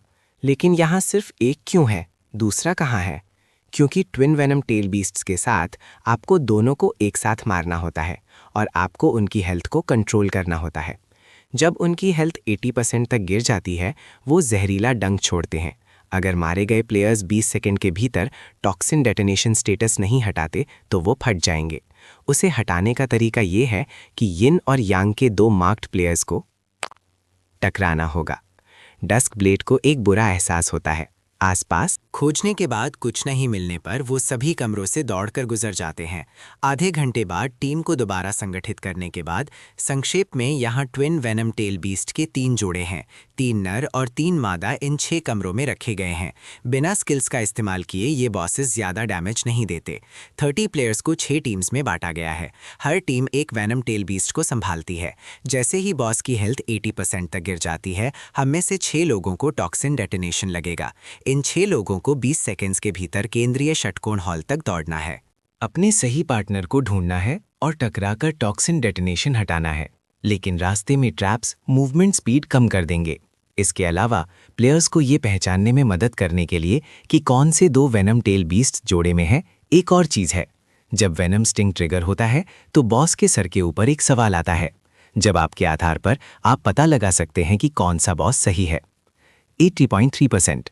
इस बार ये सिंसियर हार्ट है, तैयार हो जाओ। मैं तैयार हूं, ये समझकर कि बॉस उसे देख रहा है। सिंसियर। हार्ट का चेहरा गंभीर हो जाता है। अगले ही सेकंड सवाल आता है। The Royal Jade Wine -2 hammer strikes divided by 4 then -1 equals what? The Royal Jade Wine. Sincere Heart हंस पड़ता है। आयरन बेर तुरंत घबरा जाता है और दौड़ना शुरू कर देता है, चलते हुए कैलकुलेट करते हुए। 180 माइनस एक हैमर स्ट्राइक 80 का है। हे भगवान, तीर के वार। रुको, मैं कैलकुलेशन में कहाँ था? बूम! एक जोरदार धमाका और सभी 30 प्लेयर्स तुरंत मर जाते हैं। टीम वाइप्स के बाद डस्क ब्लेड और देख नहीं सकता। ये मुझे क्यों नहीं चुनता? मेरी मूवमेंट स्पीड उसकी जितनी तेज ना हो, लेकिन मेरा दिमाग बेहतर काम करता है। वो इतना आसान सवाल गलत कैसे कर सकता है? तो वो फिर से कोशिश करते हैं। गिल्ड लीडर सवाल को ध्यान से देखा। आखिरकार मेरी बारी है। डस्क ब्लेड का चेहरा उम्मीद से भर जाता है। एक पुस्तक विक्रेता 15 पुस्तकें $8 प्रति पुस्तक पर बेचता है और फिर $6 प्रति पुस्तक पर 5 पुस्तकें वापस खरीदता है। इस लेनदेन से दुकान का शुद्ध लाभ क्या है? ये क्या है? अचानक ये विदेशी भाषा में क्यों है? पहले से ही रिस्पॉन हो रहे डस्क ब्लेड और उसकी टीम गुस्से से गालियां देते हैं। इस बीच आप इस सब के पीछे के मास्टरमाइंड ऑफिशियल फोरम्स खोलते हैं और थोड़ा स्क्रॉल करते हैं। हर स्टार्टर विलेज की अलग अलग प्रगति है। कुछ स्टार्टर विलेजेस ने पहले ही 30 प्लेयर डंजन क्लियर कर लिया है और पोर्टल क्रिस्टल हासिल कर लिया है। कुछ घंटों में स्टेलर प्लेन्स तक जाने की तैयारी कर रहे हैं। आप भी अपने बनाए हुए डंजन की क्लियर रेट चेक करने का प्लान बनाते हैं। गेम में लॉगिन करके आप तुरंत अपना कैरेक्टर पैनल खोलते हैं। 1791 एट्रीब्यूट पॉइंट्स को देखते हुए आप स्टार्टर विलेज में इतने सारे लोगों से खासकर संतुष्ट नहीं है। अगर वो सब अंदर सीरियसली ग्राइंड करते तो इन कुछ घंटों में आपको कम से कम 3000 एट्रीब्यूट पॉइंट्स मिलने चाहिए थे। आप लगातार कॉन्स्टिट्यूशन ऐड करते रहते हैं। एलोकेशन के बाद आपके पास लगभग 20,000 हेल्थ है। आखिरकार आपको थोड़ी सुरक्षा का एहसास होता है, लेकिन आप नहीं जानते कि इस वक्त गेम पॉड के अंदर आपके शरीर में ज़मीन आसमान के बदलाव हो रहे हैं। आप समय चेक करते हैं, दरवाज़ा खोलते हैं और बिजनेस के लिए तैयार होते हैं। मास्टर मार्क, आपने आखिर दुकान खोलने का फैसला कर ही लिया। मेरे मसीहा, मुझे चाहिए। मैंने सिर्फ एक दिन के लिए बंद किया था। क्या सब मुझे इतना मिस करते हैं? आराम से दूसरे व्यक्ति के मांगे हुए इक्विपमेंट का ढेर देते हुए। पहले के मुकाबले आज के इक्विपमेंट बिकने की गति आम से कई गुना तेज है। एक वॉरियर को 7 या 8 स्टाफ्स पकड़े हुए खुशी से भागते हुए देखकर फिर सड़क के किनारे एक उम्मीद भरे भाव से बैठकर जैसे किसी चीज का इंतजार कर रहा हो। 3000 इक्विपमेंट के पीसेस बेचने के बाद आप स्टोरेज को देखते हैं जो अभी भी इन्वेंट्री से भरा हुआ है। आप अंदाजा लगा सकते हैं कि आपके सामने लाइन में खड़े वो प्लेयर्स क्या सोच रहे हैं। कुछ नहीं, बस आपके इक्विपमेंट के बिकने का इंतजार कर रहे हैं ताकि वो इसे फिर से बेच सकें। ये लोग आज निराश होने वाले हैं। डंजन से रिकवर किए गए इक्विपमेंट की मात्रा पहले ही बेहिसाब है। साथ ही आप लेवलिंग के लिए एक बड़ा बैच बनाने में लगे हैं।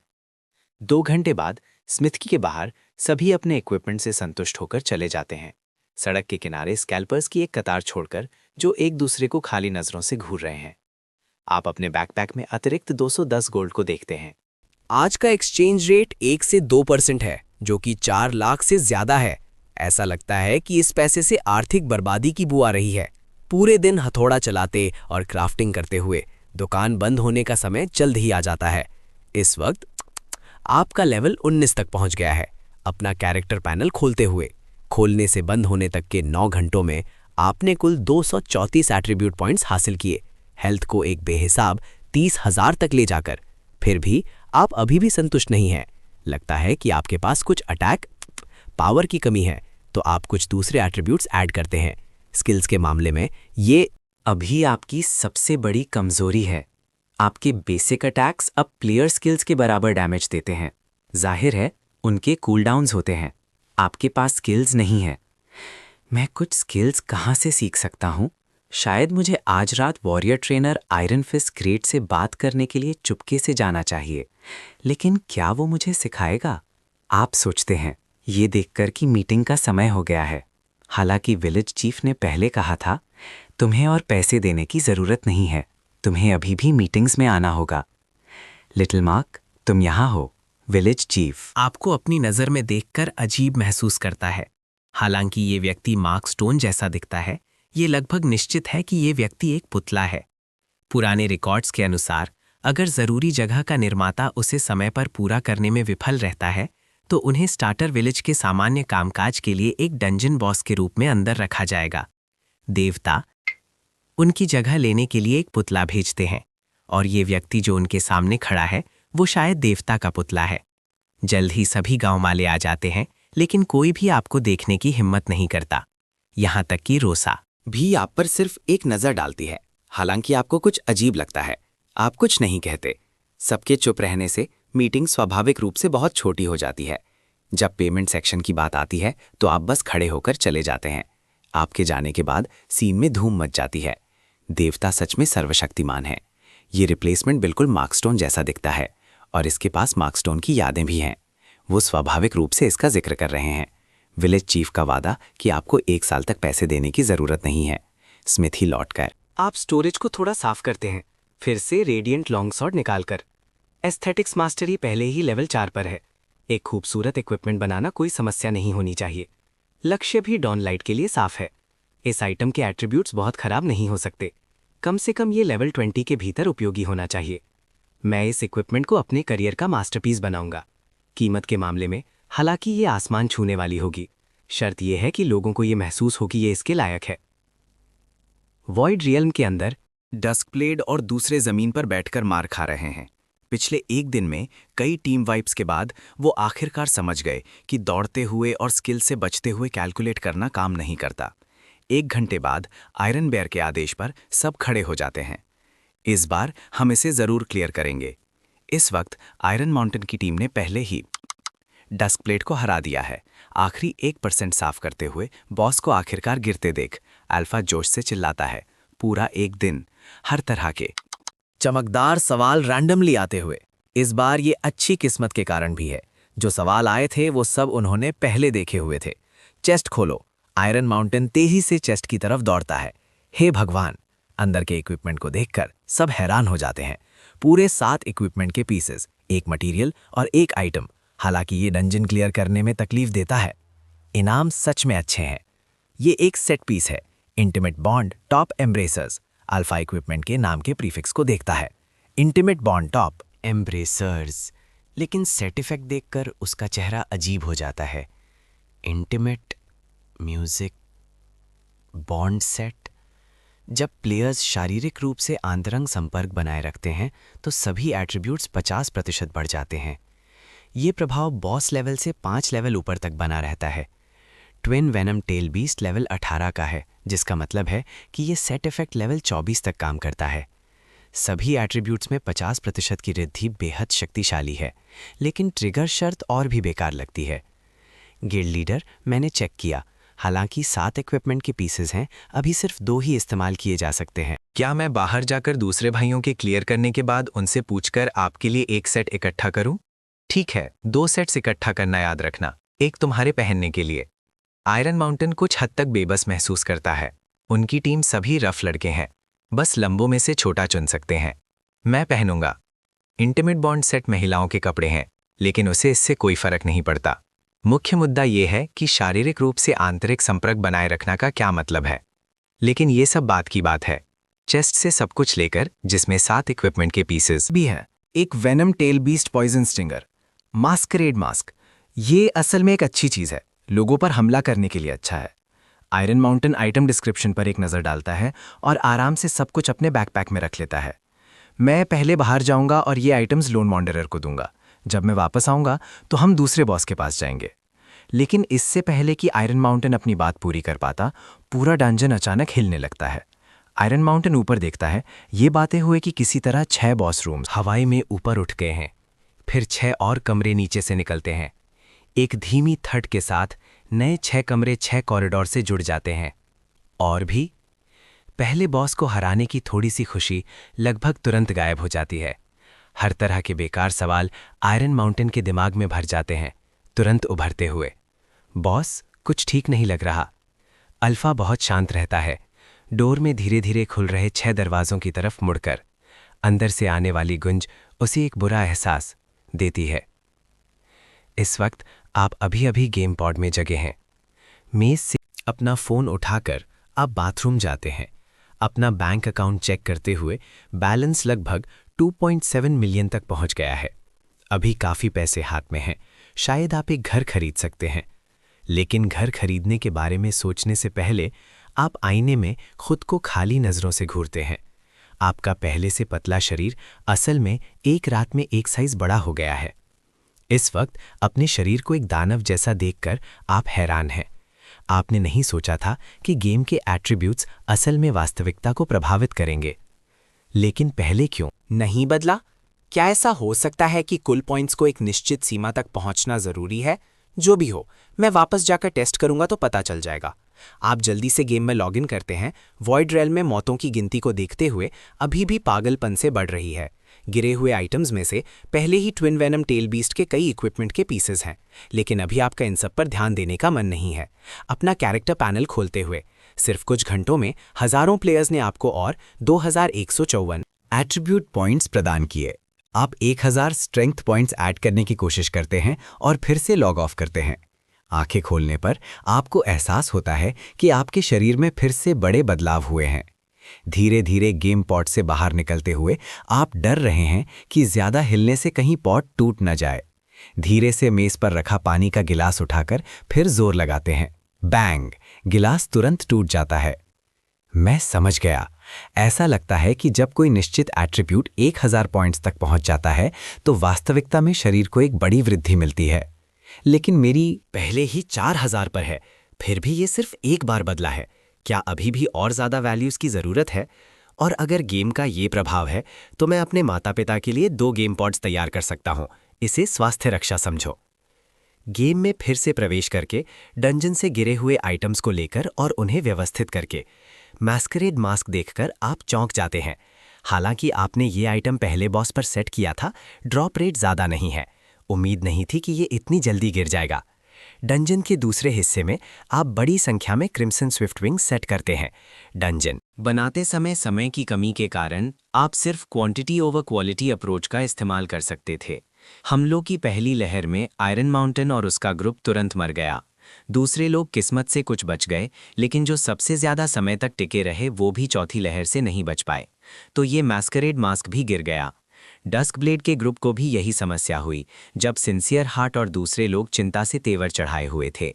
डस्क ब्लेड पहले बाहर गया था और एक खुश चेहरे के साथ वापस आया था, ये कहते हुए कि वो बाहरी मदद लेने गया था। सबने बाहरी मदद की स्थिति के बारे में पूछा। क्या आपको याद है कि हमारे इलाके में सबसे पहले लेवल 18 तक कौन पहुंचा था? कोई क्लियर स्काई नाम का था। वही है, वो बस तेजी से लेवल करता है। हमारी टीम में लेवल 19 के प्लेयर्स भी हैं। एक लेवल ज़्यादा होने से इतना फर्क पड़ता है क्या? वो सिर्फ हाई लेवल से ज़्यादा है, वो भी यहाँ है। एक ठंडे चेहरे वाला आदमी सबके सामने चलता है, हाथ में एक भाला पकड़े हुए। मैं परिचय कराऊं, ये क्लियर स्काई है, hidden class spear master. Hidden class team में सभी क्लियर स्काई को खाली नजरों से घूरते हैं। स्टार्टर विलेज में ये है। क्लियर स्काई सबको हल्का सा सिर झुकाकर देखता है, आगे बढ़कर आसपास के 6 दरवाजों का निरीक्षण करता है, फिर डस्क ब्लेड को देखने के लिए मुड़ता है। कोई बड़ी समस्या नहीं है, इसे सुलझाया जा सकता है। मैं संक्षेप में मौजूदा स्थिति समझा सकता हूं। जरूरत नहीं, मैंने पहले क्रिम्सन स्विफ्ट विंग्स को मारा है। तो फिर तुम्हारा हथियार? डस्क ब्लेड सावधानी से भाले की तरफ इशारा करता है। ये हथियार एनपीसी दुकानों में नहीं लगता। ये डंजन तुम्हारे बैकपैक से भी आइटम्स गिराता है। तुम्हारा हथियार ठीक है? क्लियर स्काई को कोई परवाह नहीं है और वो हथियार की जानकारी डस्क प्लेट के साथ शेयर करता है। गले lens, attack 30, attack speed 1, durability अज्ञात, इवॉल्विंग वेपन। गिर नहीं सकता, टूट नहीं सकता। गिर नहीं सकता तो फिर कोई समस्या नहीं है। टूट नहीं सकता, इस बात से डस्क प्लेट को सिरदर्द हो जाता है। डंजन क्लियर करने में मदद करने के लिए क्लियर स्काई ने उसे एक शर्त रखी थी कि वो इस हथियार को एनहांस करने के लिए पैसे देगा। डस्क ब्लेड अपने वॉलेट के बारे में चिंता करने लगता है। आम हथियार एनहांसमेंट फेल होने पर टूट जाते हैं, लेकिन टूट नहीं सकता। क्या इसका मतलब है कि इसे लगातार एनहांस करना? ये सोचते हुए वो उम्मीद भी करता है कि आपका हथौड़ा और निश्चयपूर्वक हो और भाले को कुछ ही वारों में तोड़ दे। लेकिन उससे पहले जब सब यहाँ हैं तो चलो शुरुआत करते हैं। इलाके के केंद्र में चलते हुए क्लियर स्काई बोलता है, तुम और तुम्हारे दोस्त सब एक साथ खड़े हो जाओ। एक साथ खड़े हो? क्या हम 40 या 50 पतंगों से घिर नहीं जाएंगे? ग्रुप नहीं समझ पा रहा है कि क्लियर स्काई ने ऐसा इंतजाम क्यों किया। क्या वो सोचता है कि हम बहुत कमज़ोर हैं और रास्ते में आ रहे हैं? लेकिन हिडन क्लास के सम्मान में वो आज्ञापूर्वक एक साथ खड़े हो जाते हैं। मुड़कर देखते हैं कि क्रिम्सन स्विफ्ट विंग्स पहले ही पास आ रहे हैं। हर व्यक्ति तुरंत सतर्क हो जाता है। तुम पांचों हिलना मत, क्लियर स्काई हल्की सी आवाज में कहता है। आगे का हाथ गाइड की तरह, पीछे का हाथ लॉक की तरह। बिजली की गति से एक कुचलता हुआ भाले का वार सीधे आगे वाले पतंगे से टकराता है। हे भगवान, क्या जानवर है! डस्क ब्लेड और दूसरों की आंखें तुरंत चौड़ी हो जाती हैं। क्रिम्सन स्विफ्ट विंग्स डरावनी गति से चलते हैं। पहले टीम के तीरंदाज उन्हें मार नहीं पा रहे थे, या फिर जो तीर वो चलाते थे वो भी पतंगों तक नहीं पहुंच पाते थे। ये बंदा आराम से वार करता है और एक पतंगे को जमीन पर गिरा देता है। लेकिन 6 लोगों के एक साथ खड़े होने से पतंगे जो स्वॉर्म कर रहे हैं वो निश्चित रूप से 1 से ज्यादा हैं। अगले ही सेकंड 50 से ज्यादा पतंगे चार्ज करते हैं। क्लियर स्काई की निगाहें तेज हो जाती हैं, दोनों हाथों से भाले की शाफ्ट को पकड़कर। वो तेजी से नाचता है, भाला तेजी से घूमता है। गति एक बाड़ बनाती है। घनी टक्कर की आवाजों की एक श्रृंखला के साथ पतंगों का स्वॉर्म बाड़ से टकराकर रुक जाता है। अनपावर डैमेज नंबर्स आते हैं। क्या गेम इस तरह से खेला जाता है? तुलना में डस्क ब्लेड को लगता है कि वो अपाहिज है हमलों की पहली लहर को पूरी तरह से रोकना। ये देखकर कि क्रिम्सन स्विफ्ट विंग्स पीछे हटने और दोबारा संगठित होने वाले हैं, क्लियर स्काई अपनी चाल बदलता है। एक भाला फेंकता है, सीधे 3 पतंगों को छेद देता है। ये वार साफ और निश्चयपूर्वक है। 3 पतंगे तुरंत मर जाते हैं। हमें ये मिल गया। ये व्यक्ति निश्चित रूप से कोई आम प्लेयर नहीं है। सिंसियर हार्ट उत्साहित होकर डस्क ब्लेड से धीरे से कहता है। इस प्रकार दूसरी लहर, तीसरी लहर। क्लियर स्काई की चाल बिल्कुल भी धीमी नहीं होती, बल्कि और भी माहिर हो जाती है। क्रिम्सन स्विफ्ट विंग्स को धीरे धीरे कम होते देखकर डस्क ब्लेड आखिरकार क्लियर करने की उम्मीद देखता है। लेकिन अच्छे दिन ज़्यादा नहीं टिकते। छठी लहर पर वो आखिरकार हार जाते हैं। वजह आसान है, दूसरे टीममेट्स टिक नहीं पाते। 50 से ज़्यादा पतंगों से लड़ना पहले ही क्लियर स्काई की सीमा है। जब टीममेट्स मर जाते हैं तो वो पतंगे जिनके पास कोई टारगेट नहीं होता दूसरे लोगों को ढूंढते हैं। जब संख्या 80 तक पहुंच जाती है तो क्लियर स्काई भी गिर जाता है। एक बार फिर रिस्पॉन पॉइंट पर भेजा गया। समय के हिसाब से एनपीसी दुकान के लिए खुल जाना चाहिए। चलो चलते हैं। डस्क ब्लेड स्मिथी की तरफ रास्ता दिखाता है। तेजी से क्लियर करने के लिए वो पहले क्लियर स्काई का हथियार एनहांस करने में मदद करने का फैसला करता है, तो ग्रुप स्मिथी के प्रवेश द्वार पर पहुंचता है। मास्टर मार्क, मेरा दोस्त एक हथियार एनहांस करना चाहता है। हथियार एनहांस करना है? आप स्मिथी से बाहर निकलते हैं। क्लियर स्काई को देखकर आप रुक जाते हैं। एक भाला? फिर आप हथियार लेने के लिए हाथ बढ़ाते हैं। पैनल खोलकर एक नज़र डालते हैं, फिर ऊपर। डस्क ब्लेड को देखते हैं। तुम पैसे दे रहे हो? हाँ, मेरी मदद करो इस हथियार को +5 तक इन्हांस करने में। बोलने के बाद वो क्लियर स्काई पर एक नज़र डालता है। क्लियर स्काई को सिर हिलाते देख वो तुरंत राहत महसूस करता है। +5 कन्फर्म। आप इन्हांसमेंट की कीमत पर एक नज़र डालते हैं। कन्फर्म, तो फिर पैसे दो। 20 गोल्ड। 20 गोल्ड? +5 में सिर्फ 20 गोल्ड लगते हैं? डस्क ब्लेड हैरान रह जाता है। हिडन क्लासेस इतने सस्ते होते हैं? उसने सोचा था कि कम से कम 100 गोल्ड लगेंगे। पहला वार 20 गोल्ड का है। उम्मीद है तुम काफ़ी पैसे लाए होगे। ये आपकी पहली बार। हे, क्या आप एक भाला देख रहे हैं? और ये हथियार आपके पास से नहीं आया है, और एनहांसमेंट की कीमत बेहद ज़्यादा है। हर वार 20 गोल्ड। डस्क ब्लेड का पूरा शरीर कांप जाता है। फिर कांपते हुए वो आपको पैसे दे देता है। पिछला एनहांसमेंट का अनुभव अभी भी उसके मन में ताज़ा है। अगर +1 में पहले ही 20 गोल्ड लगे तो क्या इसका मतलब ये नहीं है? क्लैंग, पहली कोशिश बिना किसी घटना के सफल हो जाती है। 40 गोल्ड। आप एक शांत भाव से अपना हाथ आगे बढ़ाते हैं, लेकिन डस्क ब्लेड के लिए सामने वाला व्यक्ति एक आदमखोर राक्षस जैसा दिखता है। पैसे दो और वार करो। दूसरी सफलता 80 गोल्ड। जब तक चौथी बार नहीं आती। 320 गोल्ड। कृपया थोड़ा इंतजार करें। डस्क ब्लेड डॉन लाइट से पैसे मांगने के लिए मुड़ता है। हथौड़ा बहुत तेजी से गिरता है। उसने अभी तक पैसे भी तैयार नहीं किए हैं। पैसे देकर वार जारी रखते हुए क्लैंग। एनहांसमेंट विफल। 320 गोल्ड। आप अपना हाथ आगे बढ़ाते हैं। एनहांसमेंट विफल हुआ, लेकिन हथियार नहीं टूटा। लेकिन पैसे तो दोबारा देने ही पड़ेंगे। बस थोड़ा और इंतजार करो। डस्क ब्लेड अजीब तरह से मुड़ता है। सिंसियर हार्ट फैल्कन और दूसरों से पैसे जमा करने के लिए कहता है। जमा करने बाद वो सावधानी से आपको देते हैं, लगभग मिन्नत करते हुए। मास्टर मार्क, कृपया वार करते समय थोड़ा और सावधान रहें। इस हथौड़े की कीमत 3 लाख से ज्यादा है। क्या 3 लाख? मैं नहीं समझता तुम क्या कह रहे हो। आप बेपरवाह दिखते हैं, बिना देखे ही वार करते हुए। इस वक्त आपने इक्विपमेंट एनहांस करके 1 मिलियन से ज्यादा कमा लिए हैं। गेल लैंस का अटैक 75 पॉइंट्स तक पहुंच गया है। एक अटैक पावर जिसे डस्क ब्लेड भी ईर्ष्या करता है। ठीक है, धन्यवाद मास्टर मार्क। इससे पहले कि डस्क ब्लेड पूरी कर पाता, वो मुड़कर देखता है कि आप क्लियर स्काई के बगल में खड़े हैं। सच में और एनहेंस नहीं करना। आप क्लियर स्काई के कान में धीरे से फुसफुसाते हैं, जैसे एक राक्षस फुसफुसा रहा हो। अगला वार 18 पॉइंट्स जोड़ता है। सफलता के बाद अटैक 93 हो जाएगा। ये हथियार जीवन भर चल सकता है। अगर तुम हथियार के और इवॉल्व होने का इंतजार करोगे एनहांस करने के लिए, तो ये कीमत नहीं होगी। डस्क ब्लेड का चेहरा उतर जाता है। अगला वार 6,40,000 का है।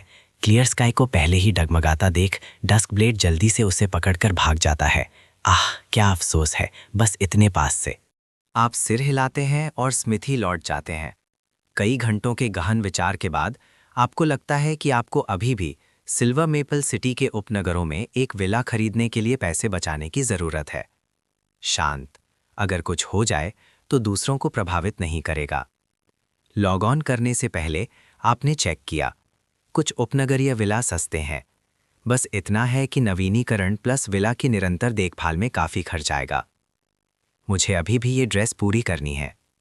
आप एक काले लोहे के टुकड़े को उठाने के लिए झुकते हैं, जो एक नाखून के आकार का है। हर काला लोहे का टुकड़ा एक अलग हथियार है, और पिछले कुछ समय में आपने पहले ही 7,000 से ज़्यादा ऐसे हथियार बनाए हैं। एस्थेटिक्स मास्टरी के माध्यम से प्रोसेस करने के बाद पहले से ही काले लोहे के टुकड़ों ने रंग बदल लिया। 10,000 टुकड़े इकट्ठा करने के बाद आप उन्हें एक एक करके जोड़ेंगे। ये इक्विपमेंट पहले ही आपके मन में एक प्रोटोटाइप है। अगर सब ठीक रहा तो तैयार उत्पाद एक शानदार ड्रेस होगी जो हल्की चमक बिखेरती होगी। कैरेक्टर एट्रीब्यूट्स को फिर से देखते हुए पिछले एलोकेशन से 10 घंटे से ज़्यादा बीत चुके हैं। 6,771 एट्रीब्यूट पॉइंट्स। ये भी एक बड़ा प्रोजेक्ट है। एट्रीब्यूट पॉइंट्स सिर्फ धीरे धीरे ही जोड़े जा सकते हैं। आप पहले स्पिरिट को 1 तक पहुंचाने का फैसला करते हैं, जिससे स्पिरिट एनर्जी 10,000 से ज़्यादा हो जाएगी। स्ट्रेंथ और एजिलिटी दोनों अभी 1,000 पॉइंट्स पर हैं। उन पर अभी रोक लगाई जा सकती है, और 1,000 एजिलिटी पहले ही आपके रोज़मर्रा के जीवन को प्रभावित कर रही है। आज कई बार आप लगभग स्मिथी से बाहर निकल जाते थे बिना ध्यान दिए। कॉन्स्टिट्यूशन के मामले में पहले इसे 9,999 तक पहुंचाओ। 10,000 पॉइंट्स थोड़ा खतरनाक लगता है। एक विचार के साथ पैनल पर कॉन्स्टिट्यूशन पॉइंट्स पागलपन से बढ़ने लगते हैं। 1 मिनट बाद सिर्फ 300 पॉइंट्स जोड़े गए। थोड़ा बोरिंग है। आप जम्हाई लगे हैं और खिड़की के बाहर देखने के लिए मुड़ते हैं। दिन में जब आप खुले होते हैं तो वो स्कैल्पर्स बेजान दिखते हैं। अब जब आप बंद हैं तो स्कैल्पर्स का बिजनेस बढ़ जाता है। बाहर प्लेयर्स को घमासान मोलभाव करते देखकर आप बड़े चाव से देखते हैं। आपका हाथ लगातार कॉन्स्टिट्यूशन पॉइंट्स पर क्लिक करता रहता है, लेकिन अगले ही सेकंड आपकी आंखों के सामने अचानक एक लाल चमक आती है। आपकी मुस्कान तुरंत जम जाती है। चेतावनी, आपके एट्रीब्यूट्स इस क्षेत्र की सहनशक्ति की सीमा तक पहुंच गए हैं। कृपया अपने कैरेक्टर एट्रीब्यूट्स चेक करें और सिस्टम द्वारा भेजे गए मेल को पढ़ें। चेतावनी, कॉन्स्टिट्यूशन एट्रीब्यूट वैल्यू इस क्षेत्र की सहनशक्ति की सीमा को पार कर गई है। कृपया अपने इस खतरनाक व्यवहार को बंद करें। चेतावनी, एमरल्ड वाली स्टार्टर विलेज स्पेस टूट रहा है। Countdown 59 minute 59 seconds. क्या हो रहा है? आप पहली चेतावनी पर हैरान रह जाते हैं, लेकिन जब आप वापस देखते हैं तो आप बस कॉन्स्टिट्यूशन को 9,999 10,000 में बदलते हुए पकड़ते हैं। अब जल्दी से एलोकेशन रोक देते हैं, लेकिन पहले ही बहुत देर हो चुकी है। कॉन्स्टिट्यूशन को धीरे धीरे 10,000 से 10,001 में बदलते देखकर आपका मुंह खुला का खुला रह जाता है। आपका पूरा शरीर तुरंत पत्थर जैसा हो जाता है।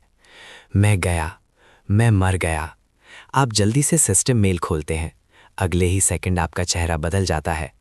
प्रिय प्लेयर मार्क स्टोन, हमने देखा कि आपकी वैल्यूज़ एमरल्ड वैली क्षेत्र की सीमा तक पहुंचने वाली हैं। इस क्षेत्र की स्थिरता के लिए कृपया आगे एलोकेट करने से पहले इस आइटम को ज़रूर पूरा करें। मेल से एक काला क्यूब निकालकर हाथ में पकड़े हुए। कर्स्ड ब्लेड मोल्ड, पूर्णता 0/100। तुम मुझे बस ये चीज़ देते हो, कम से कम निर्देश तो दो। शब्द खत्म होने से पहले ही जमीन पर हजारों ड्यू ड्रॉप स्टील शार्ड्स एक साथ हिलने लगते हैं। आपकी आंखें चौड़ी हो जाती हैं। आप तुरंत समझ जाते हैं कि कुछ गड़बड़ है। मोल्ड को हटाना चाहते हैं, लेकिन बहुत देर हो चुकी है। ड्यू ड्रॉप्स में जैसे चेतना आ गई हो। वो कर्स्ड ब्लेड मोल्ड की तरफ उड़ते हैं, जब तक कि आखिरी ड्यू ड्रॉप मोल्ड में गायब नहीं हो जाती। पूर्णता सिर्फ 82,220 तक पहुंचती है। पागलपन से कांपता हुआ मोल्ड आखिरकार शांत हो जाता है। मैं सह नहीं सकता, मेरा दिल बहुत दुख रहा है। ये सारे मटेरियल्स पैसे हैं। आप मोल्ड को जमीन पर रखते हैं, एक चोटीले भाव के साथ कोने में बैठकर अपनी छाती को पकड़े हुए। सबसे गुस्से वाली बात यह है कि इस चीज ने 8,000 से ज्यादा ड्यू ड्रॉप शार्ड्स निगल लिए और प्रोग्रेस बार अभी भी पूरा नहीं हुआ है। लेकिन मेज पर रखे हुए एब्जॉर्ब क्यों नहीं हुए? होश आने पर जब आप मेज पर रखे सायन कपड़े के टुकड़ों को देखते हैं, वो सेमी फिनिश्ड प्रोडक्ट्स हैं जिन्हें आपने पहले 1700 से ज्यादा ड्यू ड्रॉप शार्ड्स का इस्तेमाल करके बनाया था। स्टोरेज से एक लंबी तलवार लेकर बिल्कुल मोल्ड उसे बिना कुछ कहे एब्जॉर्ब कर लेता है। पूर्णता और 10 पॉइंट्स बढ़ जाती है जब ये पहले ही इस स्थिति तक आ गया है। चेतावनी काउंटडाउन को देखते हुए 58 मिनट बचे हैं। आप अपना हाथ उठाकर खुद को देखते हैं, ये पाते हुए कि आपके हाथ के आसपास के स्पेस में हल्की दरारें दिखाई दे रही हैं। क्या स्टार्टर विलेज